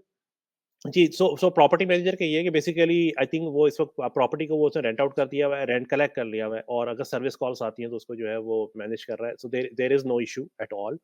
और एप्रिसिएशन जो है वो आपकी दुबई की मार्केट में बिल्कुल हुई है। वो जैसे जिस पॉइंट मैंने बाय किया था, मे बी 15-20% जो है उससे वो जो है वो ऊपर है। और मैं आम तौर पे जो है उसको वैसे मतलब इतना रेगुलरली देखता नहीं हूँ, मैं उसको यूजुअली जो है 2-3-4 साल के ऊपर ट्रैक कर रहा होता हूँ। तो अब वो हुँ। तो ऊपर है, नीचे है, मुझे लाइक शुरू में मैं उसको करता, लेकिन मतलब I I don't get scared with it at all. तो यस, क्योंकि उसमें एज़ लॉन्ग एज़ बिल्कुल उसमें यही बेसिकली होना कैश चाहिए। पॉज़िटिव है, जी हाँ, तो उसमें कैश पॉज़िटिव है, हुँ, तो वो आगे 10 साल के बाद जब आपको कुछ करना है, तो आप देखेंगे उसको, या 15 साल के बाद। तो सो हुँ, जो चीज़ मैं उसमें देख रहा होता हूँ, वो आपका कैश पॉज़िटिव हो, यानी कि रेंट्स कलेक्ट कर रहे हैं आप, और वो आपका जो है हुँ, ब्रेक इवन कर रहा हो। अब उसमें ये है कि बेसिकली आपका जैसे प्रॉपर्टी आपने जो जो बेसिकली प्रॉपर्टी का टाइटल क्लियर है, तो जो रेंट आ रहा होता है बेसिकली उसमें से जो चीज़ वहाँ पे सब्सट्रैक्ट हो रही होती है वो सिर्फ आपका मेंटेनेंस चार्जेस है। अच्छा वहाँ पे यो लोकली यूएई के अंदर लोग जो है मेंटेनेंस चार्जेस को पे जो है बड़ा कंप्लेन कर रहे होते हैं। आप आइए ज़रा यहाँ पे प्रॉपर्टी टैक्स पे कीजिए तो तबीयत साफ हो जाएगी यूएस में। सही है। अब मैं आता हूँ नेक्स्ट पॉइंट पर इसके। अब ये बहुत इंपॉर्टेंट पॉइंट है क्योंकि ये मैंने कहा एंड में रखते हैं इसको और इस पे बात करते हैं अब डिटेल में। टेक्सास में और फ्लोरिडा के अंदर मैंने मेरे अपने जानने वाले जब मुझे दिखाते हैं यार हमने ये वाला घर लिया और मैं जब उसकी लिस्टिंग देखता हूँ तो उसकी लिस्टिंग वाक़ई इतनी ज़बरदस्त लिस्टिंग होती है, अच्छे कैमरा सब कुछ जो है ना शाइन कर रहा होता है घर के अंदर। और टेक्सास का घर है आज से कोई 3-4 साल पहले $3 लाख साढ़े $3 लाख का मिल रहा था। फ्लोरिडा में भी कोई इसी तरह की प्राइसेज़ थी, बड़े-बड़े घर। अच्छा, अब वो घरों की प्राइसेज़ जो है ना लेट्स से 3 साढ़े 3 से 5 लाख हो गई होगी ज़्यादा से ज़्यादा। तो 5 लाख भी कुछ नहीं है मतलब अगर आप देखें तो 1 point let's say 1.6 1.7 million dirhams अगर आप दिरहम टर्म्स में बात करें 1.6 मिलियन दिरहम्स में यहाँ पर जब जाएँगे तो बहुत छोटा-सा कोई शायद बहुत दूर किसी एरिया में टाउन हाउस मिले आपको आज के हिसाब से। लेकिन at the same time once मैंने आपसे बात की तो फिर मुझे पता चला उसकी डायनामिक्स कि यूएस के अंदर क्योंकि ये चीज़ आपको कनाडा में नहीं मिलती। कनाडा में कुछ सिटीज़ में मिलती है कि वहाँ सस्ते घर हों। लेकिन हर जगह के कोई ना कोई रीज़न्स होते हैं कि वहाँ घर सस्ते हैं तो आगे क्या चीज़ है? फिर आगे हमें ये भी देखना पड़ता है कि वो टैक्सेस क्या हैं? तो मुझे ज़रा ब्रेक डाउन करके बताएँ ऑडियंस को भी कि हम अगर कंपेयर करें लेट्स से कनाडा को तो कंपेयर नहीं करते या ऑस्ट्रेलिया को कंपेयर नहीं करते क्योंकि आपने शायद उस तरह से उसको स्टडी ना किया हो। लेकिन हम विद इन यूएस रहते हुए 2-3 स्टेट्स को जब कंपेयर करेंगे तो वो कुछ उसी तरह की चीज़ हो जाएगी। हम उन उन जगहों को भी कवर कर सकते हैं। लेट्स से हम टेक्सास में बात करें, लेट्स से हम फ्लोरिडा की बात करें, लेट्स से हम कैलिफोर्निया की बात करें और फिर हम दुबई की बात करें। तो क्या मेजर डिफरेंसेस हैं इन जगहों के? ताकि अगर कोई बंदा लेट्स से $5 लाख लेके निकला है, तो उसको क्या मिलेगा और क्या रेंटल रिटर्न उसको अपना सोचना चाहिए कि इतना रेंटल रिटर्न मिल सकता है। हालाँकि लेट्स से $5 लाख में हो सकता है टेक्सास में बहुत बड़ा घर मिल जाए, कैलिफोर्निया में शायद आपको एक छोटा-सा अपार्टमेंट भी ना मिले और दुबई में भी आपको एक छोटा-सा लेट्स से टाउन हाउस मिल जाए। लेकिन एट द सेम टाइम उसके अंदर क्या एक्सपेंसेस होंगे उस तरह की प्रॉपर्टी के और आप क्या रेंटल रिटर्न एक्सपेक्ट कर सकते हैं? तो ज़रा इस पे एक डिटेल डिस्कशन अगर हो जाए। जी वाली। अच्छा वाली मैं इसमें ना मैं एक-एक करके इसमें जो है वो मैं कंपेयर करता हूँ। पहली चीज़ है प्रॉपर्टी टैक्स की बात करते हैं। तो यहाँ पे जो यूएस में सबसे बड़ा एक्सपेंस होता है ना आपका प्रॉपर्टी के ऊपर वो आपका एनुअल प्रॉपर्टी टैक्स है। अच्छा अब पहले दुबई से स्टार्ट करते हैं। मिसाल के तौर पे अगर आपके पास आपने $100,000 की या $1,000,000 की प्रॉपर्टी ली हुई है यूएई के अंदर तो वहाँ पे प्रॉपर्टी टैक्स है 0 ठीक है? और अच्छा अब मैं आता हूँ कैलिफोर्निया में। कैलिफोर्निया में प्रॉपर्टी टैक्स है अराउंड 1.3% से 1.5 1.6% यानी कि अगर आपने 1 लाख का आपके पास $1 लाख का घर है तो यानी कि आपको $1300 हर महीने देने हैं। अच्छा 1 हर मिलियन महीने का का घर है ये, सॉरी हर साल देने सॉरी हर महीने हर हर साल साल। का देना है। हाँ, जी, जी, हर हाँ, साल आपको देते हैं। और हाँ। आपका अगर $1 मिलियन घर है तो 1.3% के हिसाब से आपको $13,000 यानी कि $13,000 आपको हर साल देने हैं। अच्छा, अब आप ठीक है। $13,000 को जो है आप डिवाइड कर लीजिए 12 से तो यानी कि आप अराउंड 950 या $1,000 पे कर रहे हैं। अच्छा, सेम घर अगर आपका टेक्सास में हुआ, डैलस के अंदर जैसे मैं टेक्सास की मार्केट थोड़ा-सा समझता हूँ, तो उसमें डैलस में जो है वो आपका जो प्रॉपर्टी टैक्स है वो 2.3% है। यानी कि अब वो 1 राइट, मिलियन का जो घर है, उसके ऊपर आपको हर साल $23,000 देने हैं। अब ये जो है अमाउंट सिग्निफिकेंट होना शुरू हो जाता है। तो यानी कि ठीक है। एक में अच्छा अब आप और यही घर अगर आपका ह्यूस्टन में है तो वहाँ पे बहुत से एरियाज़ में 2.7% है। तो वो आपका जो अब ओके, प्रॉपर्टी टैक्स है वो $27,000 है। अच्छा अब होता ये ओके, है कि जब आप वहाँ पे घर बाय कर रहे होते हैं टेक्सास में, तो उसकी घर की प्राइस जो है बाज़ औक़ात वो कैलिफ़ोर्निया से जो प्राइस है वो आधी होगी। प्रॉपर्टी टैक्स जो है उसका जो वो मोर और लेस सेम होता है। जो आपका अगर फॉर एग्ज़ाम्पल वहाँ पे प्रॉपर्टी टैक्स में बेसिकली अगर आप वहाँ पे 500K का ले रहे हैं और कैलिफ़ोर्निया में $1,000,000 घर ले रहे हैं, तो यहाँ पे घर की प्राइस अगर डबल है तो उनके प्रॉपर्टी टैक्सेस जो है तकरीबन मोर और लेस बराबर ही आ सेम जाते होंगे, हैं।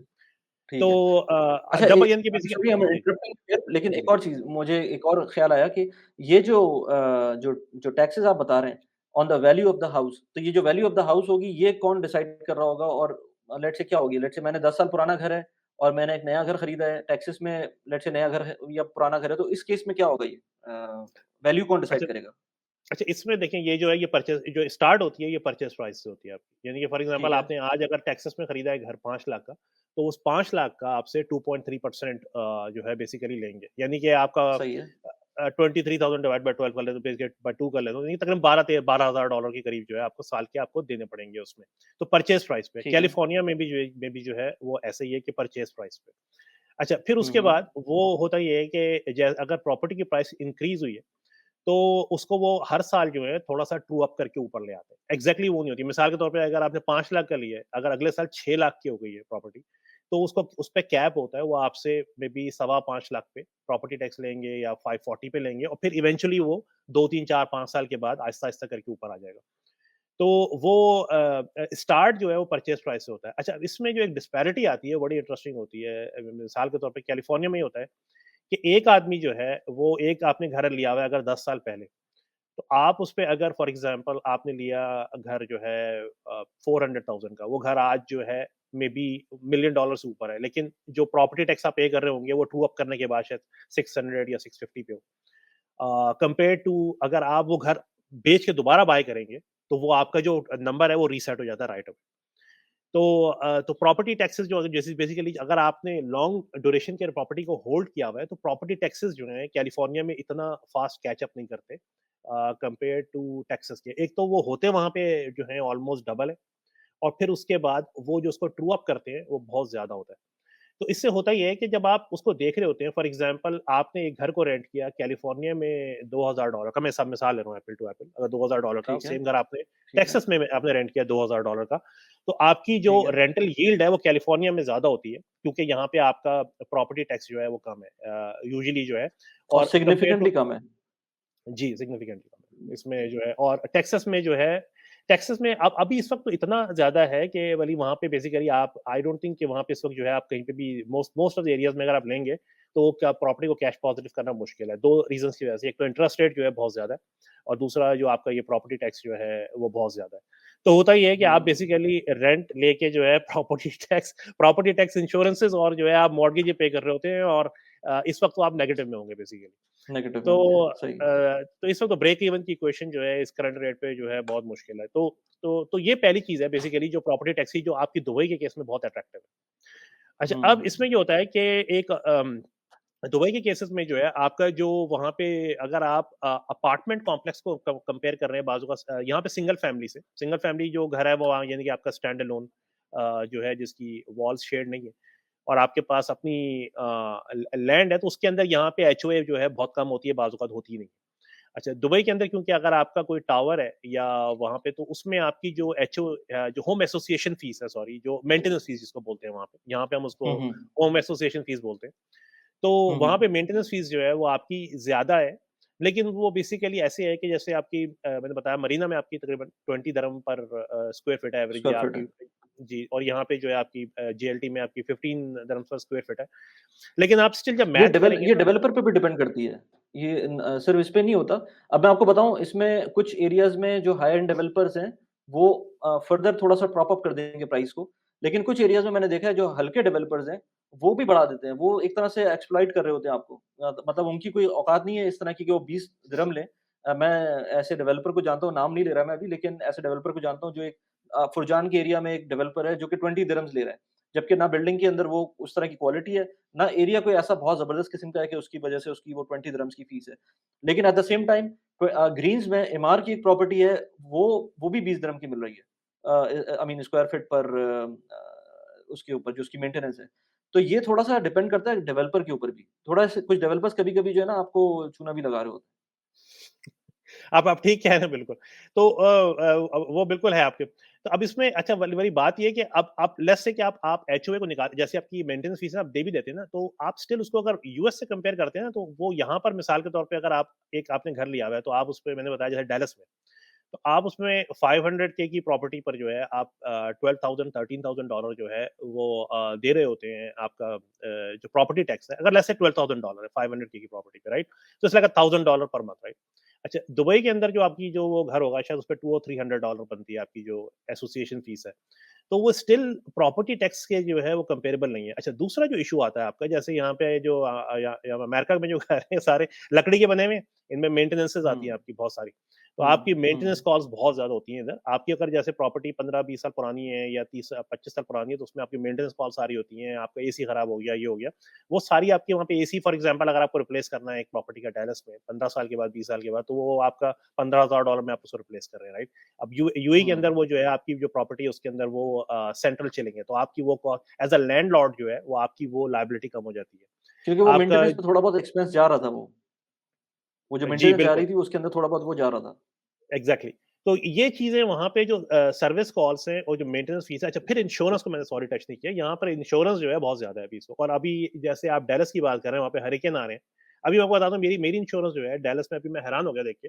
उन्होंने बढ़ा के एक जो प्रॉपर्टी है उसकी 1500 से उन लोगों ने 3500 कर दी। वो मुझे देख के यकीन नहीं डबल आया कर कि दी, ये जो है डबल कर डबल दी। से भी ज़्यादा है। अभी मैं लास्ट मंथ बिल देख रहा हूँ, अच्छा, 3500।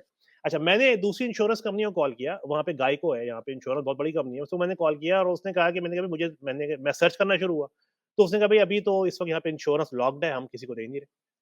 तो मैंने कहा यानी कि अच्छा, बेसिकली नई मुझे मिल नहीं रही, और पुरानी जो है वो उन्होंने बढ़ा के जो है जो लैंडलॉर्ड इंश्योरेंस है वो इतनी बढ़ा दी। तो इस केस में आप देखिए कि ये जो आपकी इंश्योरेंस की कॉस्ट है, इसको आप निकालिए, आपका प्रॉपर्टी टैक्स है, इसको आप निकालिए, आपकी property by the way management. Sorry I am interrupting, ये इंश्योरेंस की यहाँ पर कुछ पता है आपको? क्योंकि मेरे ख्याल से ऑलमोस्ट बहुत कम है यहाँ पर। परसेंटेज में भी मेरे ख्याल से 0.5% या 1% ऐसी, इससे भी शायद कम है, जो जी, यूएई की जी। प्रॉपर्टी इंश्योरेंस है। जी, उसमें होम इंश्योरेंस जो है वो आपकी बेसिकली वहाँ वहाँ पे बहुत कम है। जो यूएस से अगर आप ले भी रहे हैं बहुत कम है। असल में यहाँ पे जो इंश्योरेंस होती है ना, वो बेसिकली एसेंशियली फायर इंश्योरेंस होती है। उसको कहते हैं होम इंश्योरेंस है, लेकिन अगर आप देखें उसमें तो वो जो मेजर जो उसमें पीस होता है उसको ड्वेलिंग कवरेज, यानी कि आपकी जो फिजिकल स्ट्रक्चर की कवरेज होती है, क्योंकि वो आपका वही मैंने बताया कि जैसे वो जो लकड़ी लकड़ी का घर है, राइट? तो वो आपका जो ड्वेलिंग की कवरेज है वो बहुत एक्सपेंसिव होती है। प्लस इसमें अब जैसे ये वाला केस है आपका डैलस का, तो उसमें आपके ये वहाँ पे आपका हेल स्टॉर्म काफ़ी आ रहे होते हैं। वो है आपका ये वाले इश्यूज़ हैं स्टॉर्म्स के, तो उसमें आपकी बढ़ जाती है काफ़ी। तो यहाँ से अगर कंपेयर करें उसमें यूएई में, तो वो इंश्योरेंस बहुत कम है। और प्लस आपका तो एसेंशियली आप बेसिकली जो रेंट आ रहा होता है उसमें आपको सिर्फ मेंटेनेंस चार्जेस देने हैं, और उसके बाद आप कैश पॉजिटिव है। तो ये रेंटल यील्ड होती है ना, नेट रेंटल यील्ड, वो दुबई में यूएस से जैसे यूएस डायरेक्ट आपको बताऊं, अगर आप फॉर एग्जांपल आप एक प्रॉपर्टी को लेट्स से 5% पे आप रेंट कर रहे हैं, सारी चीजें आप डिडक्ट करने के बाद जो आपकी नेट यील्ड आ रही है वो 2.5% आ रही होगी या 2.6%। दुबई के केस में अगर आप 5% पे रेंट कर रहे हैं तो वो आपकी यील्ड 4% के अराउंड आ रही होती है, जो कि बहुत डिसेंट है। मैं नेट यील्ड की राइट, बात कर रहा हूँ। अब आपको ग्रॉ अब बिल्कुल। होता ये है कि लोग लोग करते देखते हैं कि ये इसकी प्रॉपर्टी की प्राइस है, मैं इतने की रेंट कर लूंगा, राइट? लेकिन वो तो आप रेंट कर लेंगे, एक्चुअली जो आपकी जो नेट इनकम है उसकी कैलकुलेशन में आपको सारी चीजें लानी है, और फिर आपको जो टेनेंट वेकेंट रह रहा है, फॉर एग्जांपल ऐसा तो नहीं होता कि अगर फॉर एग्जांपल टेनेंट वेकेंट जा रहा है तो आप में बाज़ औक़ात आपको प्रॉपर्टी में मेंटेनेंसेस है आपकी, राइट? आपको जो है उसे पेंट करना है या कारपेट चेंज करने हैं, वो सारी चीज़ें आती हैं, वो भी प्लस ये कि एक्सपेंसिव है। एक और चीज़ ये है कि वो अप्लायंसेस भी आपको देनी पड़ती है ना, यूएस के अंदर आपको फर्निश्ड अपार्टमेंट देना है या फर्निश्ड घर देना पड़ता है। यूएई में ऐसी कंपल्शन नहीं होती, आप दे भी सकते हैं, लेकिन कंपल्शन नहीं है। बिल्कुल ऐसा है। ये आपने सवाल मुझे अच्छा किया आपने, ये इस पॉइंट ये जो है आपकी यूएई के अंदर जो है वो आपका यहाँ पे यूएस में जब आप कर रहे होते हैं एग्ज़ैक्टली आपको काइंड ऑफ सेमी फर्निश्ड कह लीजिए, आपकी अप्लायंसेस जो हैं उसमें इंक्लूडेड होती हैं, और जो अप्लायंसेस आपकी जो हैं वो इंक्लूडेड हैं, उसकी मेंटेनेंस जो है वो लैंडलॉर्ड की ज़िम्मेदारी होती है। और तो यूएई के केस में जो है वो आपका जो बेसिकली जो उनकी अपार्टमेंट्स की रेंटल यील्ड है उसमें आपका बेसिकली अप्लायंसेस जो हैं वो आपकी ज़िम्मेदारी नहीं है, और प्लस जो आपकी जो चिलिंग है वो सेंट्रल है, तो वो कॉस्ट जो है वो आपकी जो जो उसका रिस्क है वो लैंडलॉर्ड से हट जाता है। तो राइट। आपकी तो ये सारे बेनिफिट्स हैं उसमें। तो जो आप कैश फ्लो को देखेंगे ना, अगर आप नेट कैश फ्लो देखेंगे तो वो यूएई की प्रॉपर्टीज का जो है वो मच बेटर है कंपेयर टू यूएस की प्रॉपर्टीज से। लेकिन ओवरऑल जो आप जो उसकी प्राइस की ग्रोथ है बेसिकली जो तो वो आई थिंक जो प्राइस की ग्रोथ है, अभी मैं तो खैर 2-3 साल से अभी इसको देख रहा हूँ यूएई को, लेकिन यूएस के अंदर जो है वो over a long period of time बहुत स्टेडी होती है। यहाँ पे जो ग्रोथ अपसाइड जो है वो पोटेंशियल ज़्यादा डिसेंट है। बेहतर है। अपसेट हाँ, बहुत लेकिन अगेन अगेन वही बात है कि उसके अंदर हमने स्लम भी देखा है ना, यूएस की प्रॉपर्टीज़ में भी देखा है, वेस्टर्न कंट्रीज़ में और भी जगहों पे स्लम देखा है, दुबई में भी देखा है। तो वो तो आप पे भी डिपेंड करता है कि आप जब एग्ज़िट ले रहे हो, तो वो उस टाइम पे आपकी किस्मत क्या चल रही है। वो भी किस्मत पे भी बहुत ज़्यादा डिपेंड करता है, कि हो सकता है जैसे दुबई में कोविड से पहले किसी ने लिया और 2 साल 3 साल बाद बेचा हो, तो उसको तो बहुत ज़्यादा एप्रिसिएशन मिल जाएगी। लेकिन जनरली मैंने देखा है कि जो दुबई की एप्रिसिएशन है, वो परसेंटेज वाइज़ बहुत ज़्यादा नहीं होती। कंपेयर टू हम यूएस में देखते हैं, तो वो तो डबल तक भी पहुँच जाती है। लेकिन अगेन उसमें पूरी कैलकुलेशन कब उसके अंदर कितने लोग उसमें उसका फ़ायदा ले सकते हैं, ये भी एक क्वेश्चन है ना। क्योंकि लोग क्या करते हैं कि एक प्रॉपर्टी ली, उसके अंदर अगर उनको फ़ायदा हो गया, उसके बाद वो अगली प्रॉपर्टी कैसे लेंगे, ये भी क्वेश्चन बन जाता है। अगर वो गलत तरीके से लेंगे, तो फिर वो उसके अंदर नुकसान उठाएँगे।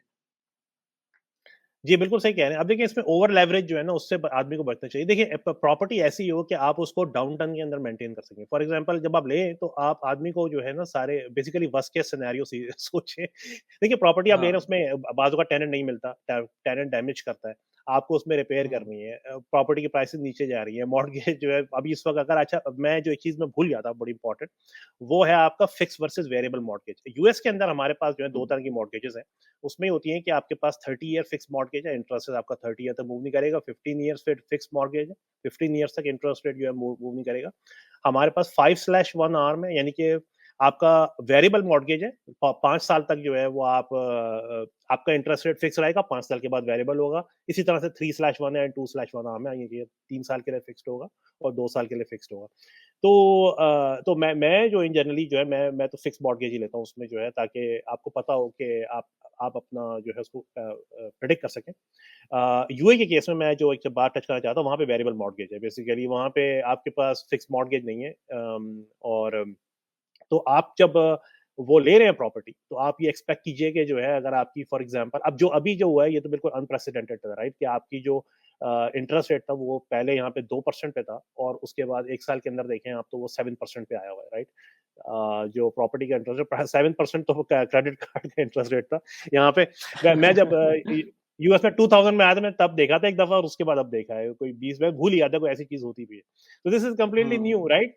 अब आपने फॉर एग्जांपल आपने अगर वेरिएबल इंटरेस्ट रेट पे प्रॉपर्टी ली हुई है और आपका जो है वो इंटरेस्ट रेट इस तरह से ऊपर चला गया है, तो आपकी जो पेमेंट है फॉर एग्जांपल अगर आप जो है अपनी पहले $1500 की पेमेंट कर रहे थे, तब वो पेमेंट आपकी $3000 की या $3500 की होगी वेरिएबल इंटरेस्ट रेट पे। हुँ, तो और ये हुँ, ये वाला फैक्टर जो है तो उसको भी कंसिडर करना चाहिए कि ये सारी चीजें हो सकती हैं कि आपकी जो है इंटरेस्ट रेट ऊपर जा रहे हैं। अच्छा अब ये कि किसी पॉइंट पे वो नीचे आएंगे, राइट? लेकिन आपको सस्टेन करना पड़ेगा। इसी तरह से आपने वो जो 2008 का फाइनेंशियल क्राइसिस था, वो आपका जो है उससे हम रिसेशन से गुज़रे हैं। उसके बाद आपका अभी करंटली जो है एक रिसेशन अभी भी चल रहा है, जिसको अभी तक डिक्लेयर हुँ, मतलब डिबेटेड है कि रिसेशन है कि नहीं, लेकिन रिसेशन की तरह ही हुँ, है। तो अभी इस वक़्त जो है ये एक अभी आपका जो है डाउन तो आपको बेसिकली जो इन तमाम अप्स एंड डाउन पे मेंटेन करना है, राइट? तो इस चीज़ के लिए जो चीज़ ज़रूरी है वो आपका मतलब बेसिकली कैश फ्लो जो है वो चल रहा हो, ताकि आप उसको सस्टेन कर सकें। और फिर just keep it for a long time 10-20 years और उसमें जो है things just work out. Yes, यही मसला होता है लोगों को जब वो क्विक मनी मिल रहा होता है ना, तो फिर वो लगता है कि इसी तरह मिलता रहेगा और उसी में गलती होती है क्योंकि ये चाहे स्टॉक हो जाए, चाहे प्रॉपर्टी हो जाए और ख़ास तौर पे लोग ऑफ प्लान के अंदर ये कर रहे होते हैं कि मतलब एक बुकिंग करा के 6 महीने के अंदर उसको फ्लिप कर दें। तो ये शॉर्ट टर्म में चल भी सकता है, लेकिन जब आप फँसते हैं इसके अंदर तो फिर वो वाक़ई फँसते हैं आप उसके अंदर क्योंकि आप फिर लेवरेज कर चुके होते हैं। चलें खुरम भाई ये बहुत ज़बरदस्त किस्म की डिस्कशन रही है और आई होप कि लोगों को भी इसमें वैल्यू मिली और मुझसे काफ़ी लोगों ने पूछा था ये, तो मैंने कहा ये बड़ा अच्छा इंटरेस्टिंग टॉपिक है। इनफैक्ट मैं देखूँगा कि इसको किस तरह से इसकी थंबनेल बनानी है क्योंकि लोगों को ये इतनी बड़ी पॉडकास्ट है, इसके अंदर मल्टीपल टॉपिक्स कवर हुए हुए हैं, तो शायद उस तरह से पता ना चल सके कि अंदर कंटेंट क्या है। लेकिन ये कि कुछ कोशिश करूँगा कि मैं किसी तरह से इसको बताऊँ और आप भी अपने सोशल सर्कल के अंदर इसको फॉरवर्ड कीजिएगा। एंड आखिर में आप कुछ कहना चाहेंगे? वली थैंक यू वेरी मच और thanks for inviting me today. आप जो है काफ़ी अच्छी वीडियोस बना रहे हैं पर्सनल फाइनेंस की। मैं आपकी वीडियोस जो है एज़ ऑलवेज़ एन्जॉय करता हूँ और keep up the good work. Thank thank you. You very much. Thank you. चलें यार ज़बरदस्त खुरम भाई फिर मुलाकात करते हैं इंशाल्लाह किसी और वीडियो के अंदर और मैं खुरम भाई को अक्सर बुला लेता हूँ और वो अपनी जो भी उनकी एक्सपीरियंसेस हैं वो शेयर करते हैं और बहुत मुझे तो काफ़ी सीखने को मिलता है और होपफुली आप लोगों को भी चीज़ें सीखने को मिले। हम लोग स्टॉक्स के ऊपर और प्रॉपर्टीज़ के ऊपर और इस तरह के और डिफरेंट टॉपिक्स के ऊपर वीडियोज़ बना रहे होते हैं यूएई से रिलेटेड, यूएस से रिलेटेड या डिफरेंट इकोनॉमी जो सिचुएशन चल रही है, इकोनॉमिक सिचुएशन जो चल रही है, तो उसके ऊपर बना रहे होते हैं। आई होप कि आपको ये वीडियो पसंद आया। प्लीज़ सब्सक्राइब कर लें चैनल को। खुरम भाई की जो सोशल्स हैं वो अगेन मैंने बता दिया कि डिस्क्रिप्शन में डाले हुए हैं, आप उनको फॉलो करें। Thanks for watching the video. अल्लाह हाफ़िज़। अल्लाह हाफ़िज़ खुरम भाई। Thank you. अल्लाह